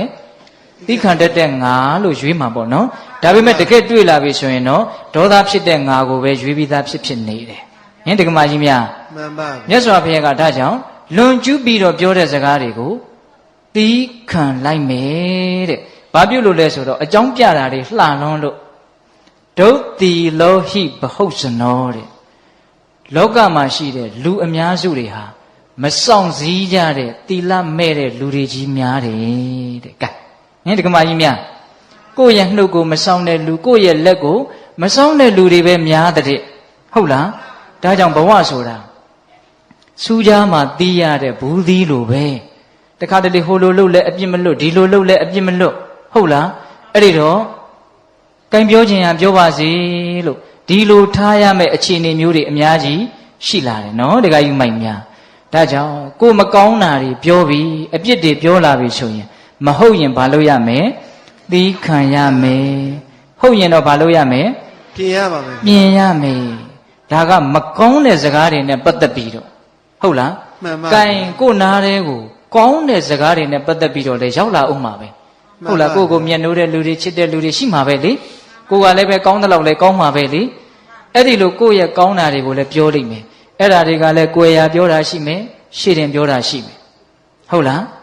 အဲ့ဒီကောင်းတာတွေကလည်းဟုတ်တာလည်းရှိခြင်းရှိမယ်မဟုတ်ဘဲနဲ့မြှောက်ပြီးတော့ပြောတာလည်းရှိခြင်းရှိမယ်ဘယ်လိုပဲပြောကောင်းတာတွေပြောပြီးဆိုရင်တော့အဲ့ဒီစကားသံနောက်ကိုရင်မှုပြီးတော့လိုက်မသွားဖို့လိုတယ်ဟင်ဒကမာကြီးများ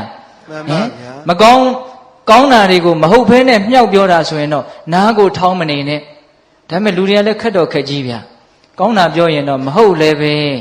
နားအရသာခံပြီးတော့နေနေတာပဲဒါကြောင့်မို့လို့အဲ့ဒီနီလန်းကြီးကဘယ်တော့မှတိမ်ခေါ်မှမဟုတ်ဘူးမြှောက်တာလူတိုင်းကြိုက်တာပေါ့ဆိုတာတကယ်လဲကြိုက်တယ်ဦးဇင်းတို့လည်းကြိုက်တယ်ဒကာကြီးဒကမကြီးများလည်းကြိုက်တယ်ဒါကတော့ဦးဇင်းကသဘောတူလားလို့ကိုမေးမနေတော့ဘူးတေချာပေါက်ကိုသိတယ်မြှောက်တာမကြိုက်တဲ့လူတယောက်မှမရှိဘူးလို့ကိုပြောလိုက်ခြင်းသေးတယ်ပုထုဇဉ်တွေထဲမှာဆိုရင်တော့မှန်ပါဟုတ်လားဒါကြောင့်ကိုကောင်းတာကိုပြောတယ်ဆိုရင်မဟုတ်ရင်တော့မဟုတ်ဘူးလို့ပြောလိုက်ပါဒါကြီးကိုအရသာခံမနေပါနဲ့ဟုတ်လားကိုကောင်းတာကိုဟုတ်နေအောင်တောင်မှရစ်မှုပြီးတော့ မနေပါနဲ့ဟုတ်လားအေးဒါကကိုယ်နဲ့ဓာတ်ရိုက်ပတ်သက်တဲ့ကောင်းမကောင်းစကားတွေဟုတ်လားစကားတွေက2မျိုးပဲရှိတာနော်ကိုယ်အကြောင်းကကောင်းတာရဲ့မကောင်းတာရဲ့အဲ့ဒါကိုလည်းပဲနောက်ထပ်ပြီးတော့ခွဲလိုက်ပါဦးကောင်းတာကလည်းဟုတ်တာလည်းပါမယ်မဟုတ်တာလည်းပါမယ်၄မျိုးဖြစ်သွားပြီဗျမကောင်းတာကလည်းဟုတ်တာလည်းပါမယ်မဟုတ်တာလည်းပါမယ်အဲ့ဒီကောင်းမကောင်းဟုတ်မဟုတ်ဆိုတာတွေကိုရှေ့တင်ပြောတာရှိမယ်ကိုယ်ရပြောတာရှိမယ်ဟောစကားတွေကိုအများကြီးပြသွားတယ်နော်ကဲဒါကကိုယ်နဲ့ပတ်သက်တဲ့ဓာတ်ရိုက်အကြောင်းပေါ့နောက်ကိုယ်နဲ့သိမ့်မပတ်သက်ဖဲနဲ့ကဲစကားတွေကြံသေးတယ်ဗျာဒကမကြီးများအချိန်လဲနဲ့ကြံသေးတယ်ပြောဦးမယ်နော်ကိုယ်နဲ့မပတ်သက်တဲ့အကြောင်းတွေဟုတ်လားဟင်မရေတွက်နိုင်လောက်အောင်များတယ်အနုပညာနဲ့ပတ်သက်လို့အာကစားနဲ့ပတ်သက်လို့နိုင်ငံရေးနဲ့ပတ်သက်လို့တဘာဝဘေးဒဏ်တွေနဲ့ပတ်သက်လို့ဟင်ဒကမကြီးများကြားနေတာတွေမရှိဘူးလားရှိတယ်စကားတွေမှအများကြီးကြားနေတာနော်အဲ့တော့အဲ့ဒီစကားတွေတဲကိုလည်းပဲတူရာခွဲကြည့်ရအောင်နော်ကိုယ်နဲ့မပတ်သက်တဲ့တိတ်မပတ်သက်တဲ့စကားကိုအကြောင်းမဟုတ်တာပေါ့လေအဲ့ဒါဘာလဲဆိုတော့ကိုအကြောင်းလို့လည်းပြောမယ်ဆိုတော့ပြောလို့ရတာပေါ့လေဟိုတရားနဲ့ပတ်သက်ရင်တော့ကိုအကြောင်းလို့လည်းပြောလို့ရတာပေါ့ဟုတ်လားအေးထားပါတော့ကိုကောင်းကြောင်းမကောင်းကြောင်းဆိုတာနဲ့မပတ်သက်တဲ့အကြောင်းတွေကိုခွဲမယ်ဆိုရင်လည်း2မျိုးရှိတယ်အဲ့ဒါဘာလဲဆိုတော့အနှစ်မရှိတဲ့စကားကြီးအနှစ်ရှိတဲ့စကား2မျိုးရှိတယ်ဟင်ဒကမကြီးများမှန်ပါဗျာအနှစ်မရှိတဲ့စကားတွေကြားနေရတယ်တခါတရံကြတော့လေအနှစ်ရှိတဲ့စကားတွေကြားရတယ်အနှစ်မရှိတဲ့စကားတွေကိုနားမထောင်ဖြစ်ဖို့ကြိုးစားပါဘာပြုလို့လဲဆိုတော့ဦးဇင်းတို့လူရင်းပဲပြောမယ်အနှစ်မရှိတဲ့စကားတွေတန်ဖိုးမရှိတဲ့စကားတွေကိုနားထောင်မိရင်အဲ့ဒီအချိန်မှာတန်ဖိုးမရှိတဲ့အတွေးတွေဖြစ်နေတာသိကြတယ်တန်ဖိုးမရှိတဲ့စိတ်ကူးတွေတန်ဖိုးမရှိတဲ့စိတ်တွေဖြစ်နေတယ်တန်ဖိုးမရှိတဲ့စိတ်တွေတန်ဖိုးမရှိတဲ့အတွေးတွေဖြစ်နေရင်အဲ့ဒီအချိန်မှာတန်ဖိုးမရှိတဲ့လူတစ်ယောက်ဖြစ်နေတာသိကြလားမှန်ပါဒီစိတ်ကလေးဒီအတွေးလေးနဲ့လူလုံနေရတာအတွေးကတန်ဖိုးမရှိဘူးစိတ်ကတန်ဖိုးမရှိဘူးဆိုအဲ့ဒီအချိန်မှာတန်ဖိုးမရှိတဲ့လူတစ်ယောက်ပေါ့ဗျမှန်ပါဟုတ်လားမှန်ပါဒါကြောင့်တန်ဖိုးမရှိတဲ့စကားတွေကိုနားထောင်နေတဲ့အချိန်မှာငါဒီတန်ဖိုးမရှိတဲ့အတွေးတွေတန်ဖိုးမရှိတဲ့စိတ်တွေဖြစ်နေတဲ့အတွက်ကြောင့်တန်ဖိုးမရှိတဲ့လူတစ်ယောက်ဖြစ်နေပြီဘဝဟာတန်ဖိုးရှိတယ်အချိန်ဟာတန်ဖိုးရှိတယ်တန်ဖိုးရှိတဲ့အချိန်တွေတန်ဖိုးရှိတဲ့ဘဝတွေခွန်အားတွေကိုတန်ဖိုးမရှိတဲ့အဖြစ်နဲ့ငါဖြုံးတိပြစ်နေတာပဲလို့ထိတ်လန့်တဲ့သဘောရှိရမယ်မြင့်မြတ်တာတွေလုံနိုင်ခွင့်ရှိနေတာကိုနှိမ့်ကြတာတွေကိုလုံနေတယ်အဲ့တော့တန်ဖိုးမရှိတဲ့စကားတွေကိုနားထောင်လို့အကျိုးဆုပ်ယုတ်တာတွေအများကြီးရှိပါတယ်ဗျာစကားနောက်လိုက်သွားပြီးတော့တခါတည်းတချို့များလိုက်ပြီးတော့ဖြည့်ရှင်းသည့်အထိမိုက်ပြတာတွေရှိတယ်နော်မှန်ပါဗျာအဲ့တော့ဦးဇင်းတို့တန်ဖိုးမရှိတဲ့စကားနဲ့ပတ်သက်ပြီးတော့အကျေတဝန်ကြီးမပြောချင်ဘူးဟုတ်လားအမြစ်ကစဖြတ်လိုက်မယ်နားမထောင်ဖြစ်အောင်ကြိုးစားပါနားထောင်ဖြစ်သွားရင်တော့အကျဲမငိမ့်ပွယ်တွေဓာခုတ်ရလက်ရှူဟုတ်လားနော်ဓာခုတ်ရလက်ရှူမိတတ်တယ်နော်စကားတွေနားထောင်ပြီးတော့ကိုယ်နဲ့ဘာမှဆိုင်ကြမဆိုင်သူများအမှုတွေတဲ့ဝင်ပါတချို့ဆိုရင်တန်ဃာရှင်းရဒီစကားဟိုပို့ဟိုစကားဒီပို့ဟာကိုကကြားတဲ့ကနေပြီးတော့ဟိုလူကမတရားတာဒီလူကမတရားတာကို့မယ်ရှုပ်ရှက်ကိုခတ်နေတာပဲဟင်ဒကမာကြီးများကို့အလုံးနဲ့စားဝတ်နေရေးတွေနဲ့ကို့ဘဝခန္ဓာရေးတွေနဲ့ရှုပ်ရတဲ့ကြားတဲ့ဒီအနှစ်မရှိတဲ့စကားတွေကိုဖြည့်ရှင်းနေရတဲ့အရှုပ်တွေကထပ်ပြီးတော့များနေသေးတယ်အဲ့တော့တန်ဖိုးရှိတဲ့လူတစ်ယောက်ဖြစ်ချင်တယ်ဘဝမှာလေးလေးနက်နက်ဖြစ်ချင်တယ်ဆိုရင်တန်ဖိုးမရှိတဲ့စကားတွေဟာငါရဲ့ဘဝကိုတဖြည်းဖြည်းနဲ့လှိုက်စားနေတာလို့သဘောပေါက်ပြီးတော့တတ်နိုင်သမျှနားမထောင်ဖြစ်ဖို့ကြိုးစားဟုတ်ရလားမှန်ပါအေးနောက်တန်ဖိုးရှိတဲ့စကားဒါကြတော့ရှားဖွေပြီးတော့ကိုနားထောင်ရမယ်မှန်ပါဗျာတန်ဖိုးရှိတဲ့စကားတဲ့နော်ဒါလေးနဲ့ပတ်သက်ပြီးတော့ဦးဇင်းတို့မေဂိယသုတ်တံကိုနည်းနည်းလေးဏိကုံးချုပ်ပြောခြင်းမေဂိယဆိုတဲ့ယဟန်တစ်ပါးရှိတယ်နော်မြတ်စွာဘုရားလက်ထက်ကဘုရားရဲ့အလုတ်အကျွေးယာယီသူဆောင်ရွက်တယ်ရှင်အနန္ဒာအလုတ်အကျွေးမလုတ်ခင်တုန်းကပေါ့လေအဲ့ဒါနဲ့တနေ့တော့မြတ်စွာဘုရားနဲ့သွားရင်းနဲ့ဟိုးခလန်းလန်းမှာတရက်ဥယျာဉ်ကြီးမှိုင်းညို့ပြီးတော့မြင်တယ်မြင်တော့မြတ်စွာဘုရားတဲ့တပည့်တော်အဲ့ဒီတရက်ဥယျာဉ်ကြီးကိုလည်းမြင်တော့တရားသွားအထုတ်ခြင်းစိတ်တွေအရန်ပေါက်တယ်တပည့်တော်အဲ့ဒီသွားပါရစီအဲ့တော့မြတ်စွာဘုရားကချစ်သားငါဘုရားတပါးတည်းနောက်ထပ်အလုတ်အကျွေးယဟန်တပါးလာသည်အထိစောင့်ဆိုင်ပါအောင် အရှင်ဘုရားတဲ့တပည့်တော်သွားတရားအားထုတ်ပြရစီအရှင်ဘုရားကတရားအားထုတ်เสียမလိုတော့ဘူးတဲ့ပြီးသားတပည့်တော်အခုမှပုထုသင်ပဲရှိသေးတယ်ဒါကြောင့်တပည့်တော်ကိုခွင့်လွှတ်တော်မူပါဟောအဲ့ဒါလိုတောင်လျှောက်တာနော်အဲ့တော့မြတ်စွာဘုရားက3ချိန်တားတယ်မရဘူးဂိုင်းတရားအားထုတ်ခြင်းလို့သွားတယ်ဆိုတော့ငါပဲတားလို့ဖြစ်တော့မှာပေါ့သွားလေဆိုတော့ဘုရားရဲ့တပိတ်သင်္ကန်းကိုအဲ့ဒီနာအသာချထားခဲ့ပြီးတော့သွားတာဗျာတရားအားထုတ်ခြင်းလွန်းတဲ့စိတ်နော်အဲ့ဒါကလည်းသူကအဲ့ဒီနေရာနဲ့သူနဲ့ကဓာတ်ခိုက်နေတာအဲ့ဒီတရေဥယျာဉ်ကြီးကတစ်ချိန်တုန်းကသူကရှင်မင်းဖြစ်ပြီးတော့ထိနှံဆွဆန်ခဲ့တဲ့နေရာကြီးတဲ့ဒါသူမသိပါဘူး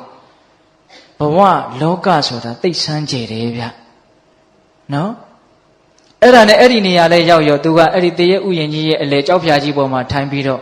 မဲတရားနှလုံးတွေကျင့်သုံးပြီးတော့ပီတိတွေဖြစ်နေလိုက်တာအော်တိတ်ရှိလို့အေးချမ်းလိုက်တာအယောင်နောက်ကျလိုက်တာအဲ့ဒါလိုဖြစ်တာခဏလဲနေရောအဲ့ဒီပီတိတွေအဲ့ဒီတရားသဘောတွေဘယ်ရောက်တော့မှမသိဘာတွေဖြစ်လာတုံးဆိုတော့ကာမဝိတက်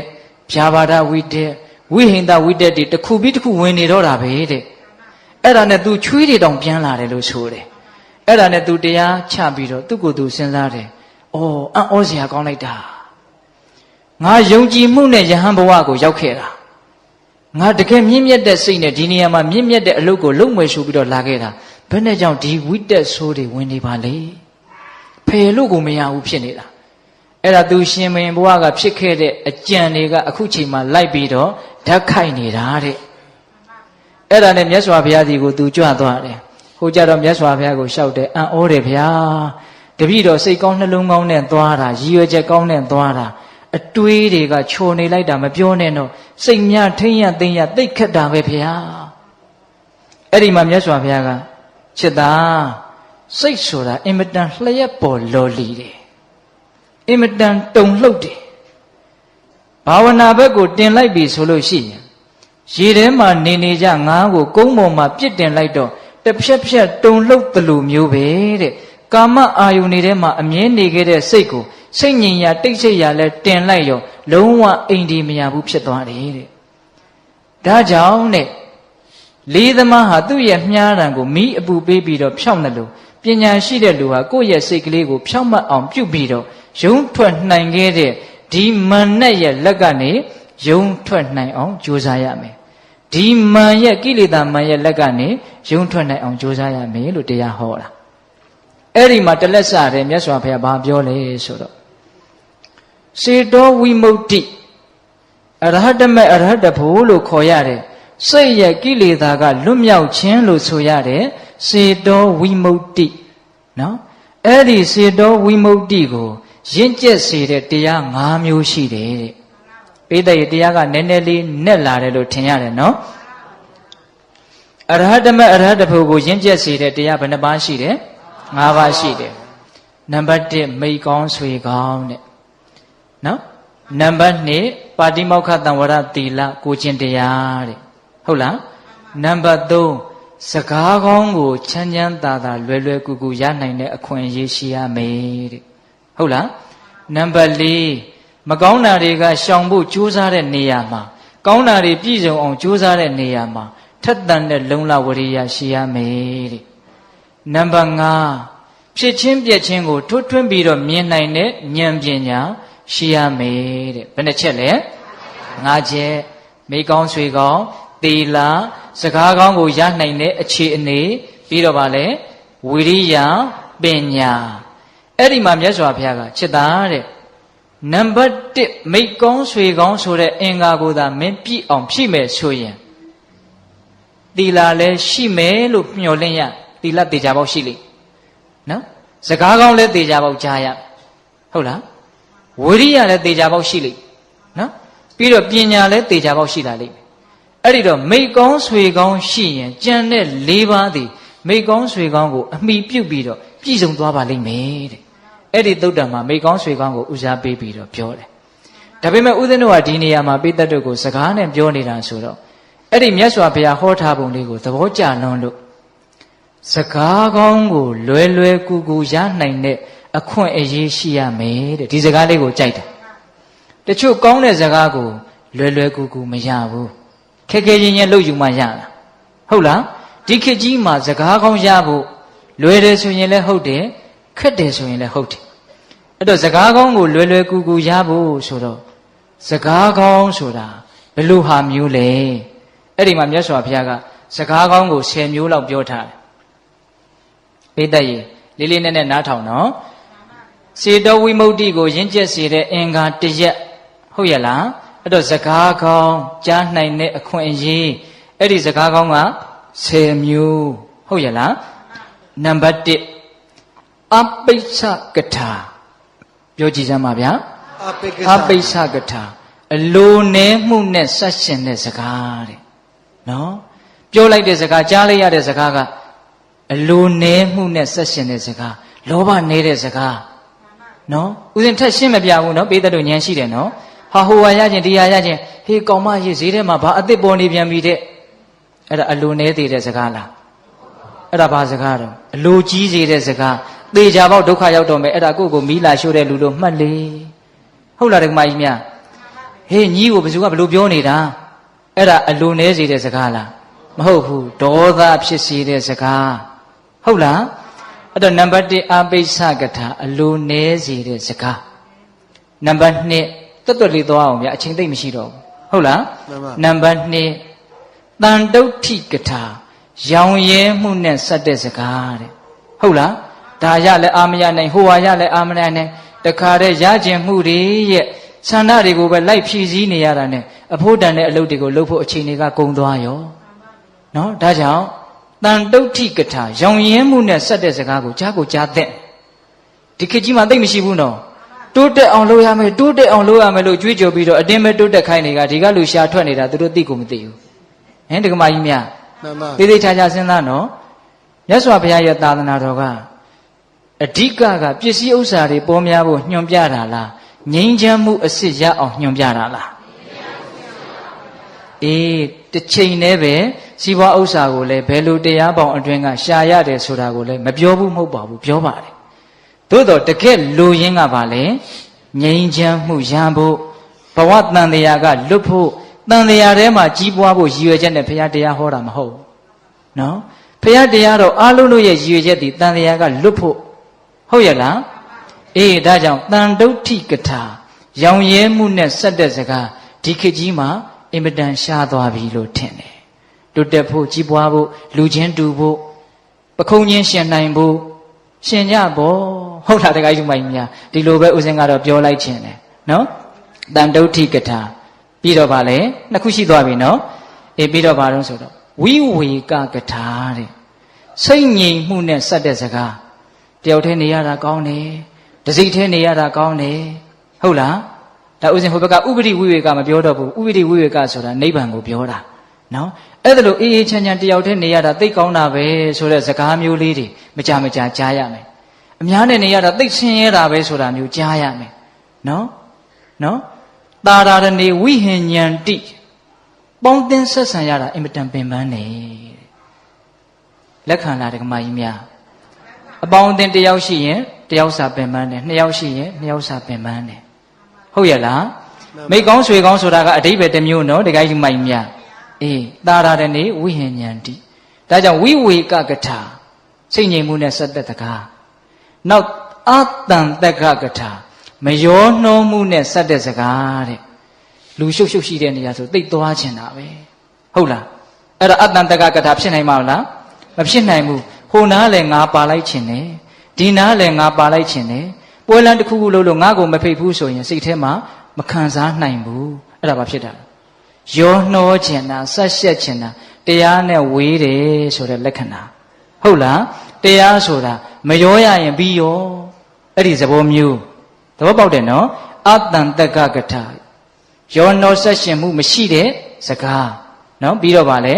ဝိရိယရမ္ပကထာအကုသိုလ်တွေပယ်ဖို့ကုသိုလ်တွေပြည့်စုံဖို့ကြိုးစားမှုနဲ့ဆက်တဲ့စကားဘယ်နှခွန်းရှိသွားပြီတော့၅ခွန်းရှိသွားပြီပြန်ပြောမယ်မှတ်မိအောင်အပိစ္ဆကထာအလိုနဲမှုနဲ့ဆက်တဲ့စကားအတန်တုဋ္ဌိကထာရောင်ရဲမှုနဲ့ဆက်တဲ့စကားပြီးတော့ဝိဝေကကထာစိတ်ငြိမ်မှုနဲ့ဆက်တဲ့စကားအတန်တက္ကကထာမယောနှောမှုနဲ့ဆက်တဲ့စကားဝိရိယဓမ္မကထာလုံလဝရိယနဲ့ဆက်ရှင်တဲ့စကားနောက်၅ပါးကသီလကထာသမာဓိကထာ ကြားဘူးတယ်နော်သီလကထာသမာဓိကထာပညာကထာသီလသမာဓိပညာဝိမု ക്തി ကထာဝိမု ക്തി ဉာဏဒသနကထာဝိမု ക്തി ဆိုတာမဲ့ဉာဏ်ကိုပြောတာဝိမု ക്തി ဉာဏဒသနဆိုတာပိစဝေခဏဉာဏ်ကိုပြောတာမဲ့ဉာဏ်ဖူဉာဏ်ရပြီးတော့ကိုရတဲ့မဲ့ဉာဏ်ဖူဉာဏ်ကိုဆင်ခြင်နေဟုတ်လားပြီးတော့ကုံတဲ့ကိလေသာကြံတဲ့ကိလေသာတွေကိုဆင်ခြင်နေအဲ့လိုပေါ့နော်အဲ့ဒါပိစဝေခဏဉာဏ်ပေါ့နော်အေးအဲ့ဒီလိုသီလသမာဓိပညာဝိမု ക്തി ဝိမု ക്തി ဉာဏဒသနာဆိုတဲ့ကထာ၅ပါးနဲ့စောစောကကထာ၅ပါးပေါင်းလိုက်တော့စကား10ခွန်းအဲ့ဒါဒီကောင်းသောစကားတဲ့ဟုတ်ရလားမှန်ပါဗျာအဲ့ဒီလိုစကားကောင်းကိုလွယ်လွယ်ကူကူချမ်းချမ်းသာသာရနိုင်တဲ့အခွင့်အရေးရှိရမယ်အဲ့ဒီလိုစကားမျိုးကိုစ조사ပြီးတော့နားထောင်ရမယ်ဟုတ်လားဒါကြောင့်ဘယ်လိုစကားကိုဘယ်လိုနားထောင်မှလဲဆိုတဲ့တရားရဲ့ဒုတိယပိုင်းအချိန်ကစေ့သွားပြီတနာရီခွဲကို2မိနစ်တောင်ကျော်သွားပြီနော်ဒီတရားကမမျှော်လင့်မဲနဲ့ရှည်သွားတယ်ပေးသက်ကလည်းစိတ်ဝင်စားတဲ့အမူအရာတွေအပြည့်ပြလို့နဲ့ဒူပါရဲ့ဟင်ဒီကမာကြီးများဟုတ်လားဒီဒါကြောင့်ဒီကနေ့တရားရဲ့နောက်ပိုင်းဗါတဲ့လေဘယ်လိုစကားကိုဘယ်လိုနားထောင်မှလဲအပြစ်ပြောလာတယ်ဆိုရင်တော့ဟုတ်ရင်ပြင်လိုက်ပါမဟုတ်ရင်သီးခံပါကောင်းတာတွေပြောမယ်ဆိုရင်တော့မဟုတ်ရင်တားမြစ်လိုက်ပါဟုတ်တယ်ဆိုရင်တော့ရင်မှုမနေပါနဲ့ဟုတ်လားအနှစ်မရှိတဲ့စကားတွေဆိုရင်တော့ကြိုးစားပြီးတော့နားမထောင်ပါနဲ့ဟုတ်လားအဖို့တန်တဲ့အချိန်လေးကုန်သွားလို့ဟုတ်လားအနှစ်ရှိတဲ့စကားဆိုရင်တော့လွယ်လွယ်ကူကူရအောင်ဖန်တီးပါအနှစ်ရှိတဲ့စကားတွေဘာတွေလဲဆိုတာဦးဇင်းတို့ပြောပြီးပါပြီဟုတ်လားဆက်ပြောမယ်ဆိုရင်လည်းပြောလို့ရသေးတယ်ဟုတ်လားသို့တော့ဦးဇင်းတို့ရဲ့တရားအတိုင်းခုဟောခဲ့ပြီနော်မှန်သောစကားကောင်းသောစကားပင်ဖြစ်စေကမူစကားတွေကိုသဘောကျတဲ့လူပင်ဖြစ်စေကမူအရှိလေးမြဲမပြောဆိုရတဲ့အများကြီးတောင်ရှိသွားပြီတရားကကိုတရားကိုမလိုက်နာတယ်လို့ဖြစ်နေတယ်ဟင်ဒီကမာကြီးများတဏှာကြီးပဲဟောမလို့ဟာအခု3မိနစ်ကျော်သွားပြီနော်အေးဒါကြောင့်ဒကာကြီးဒီကမာကြီးများဒီကနေ့တရားကဗါတဲ့တော့စကားတို့ဤအစွမ်းတဲ့ကောင်းနိုင်စွမ်းဆိုးနိုင်စွမ်းအကြီးအကျယ်ရှိနေတဲ့ဒီစကားတွေကိုဘယ်လိုပြောမှလဲဘယ်လိုနားထောင်မှလဲဆိုတာနဲ့ပတ်သက်ပြီးတော့ပေတ္တတို့ကိုဦးဇင်းတို့ပြောပြပါပြီဟုတ်လားဒါကြောင့်အကျိုးရှိအောင်ပြောနိုင်ကြပါစေအကျိုးရှိအောင်နားထောင်တတ်ကြပါစေဟုတ်ရဲ့လားအေးဦးဇင်းတို့9မိနစ်ခန့်မြတရားနှလုံးကျင့်သုံးပြီးတော့မေတ္တာပို့ပြီးတော့အဆုံးသတ်မယ်နော်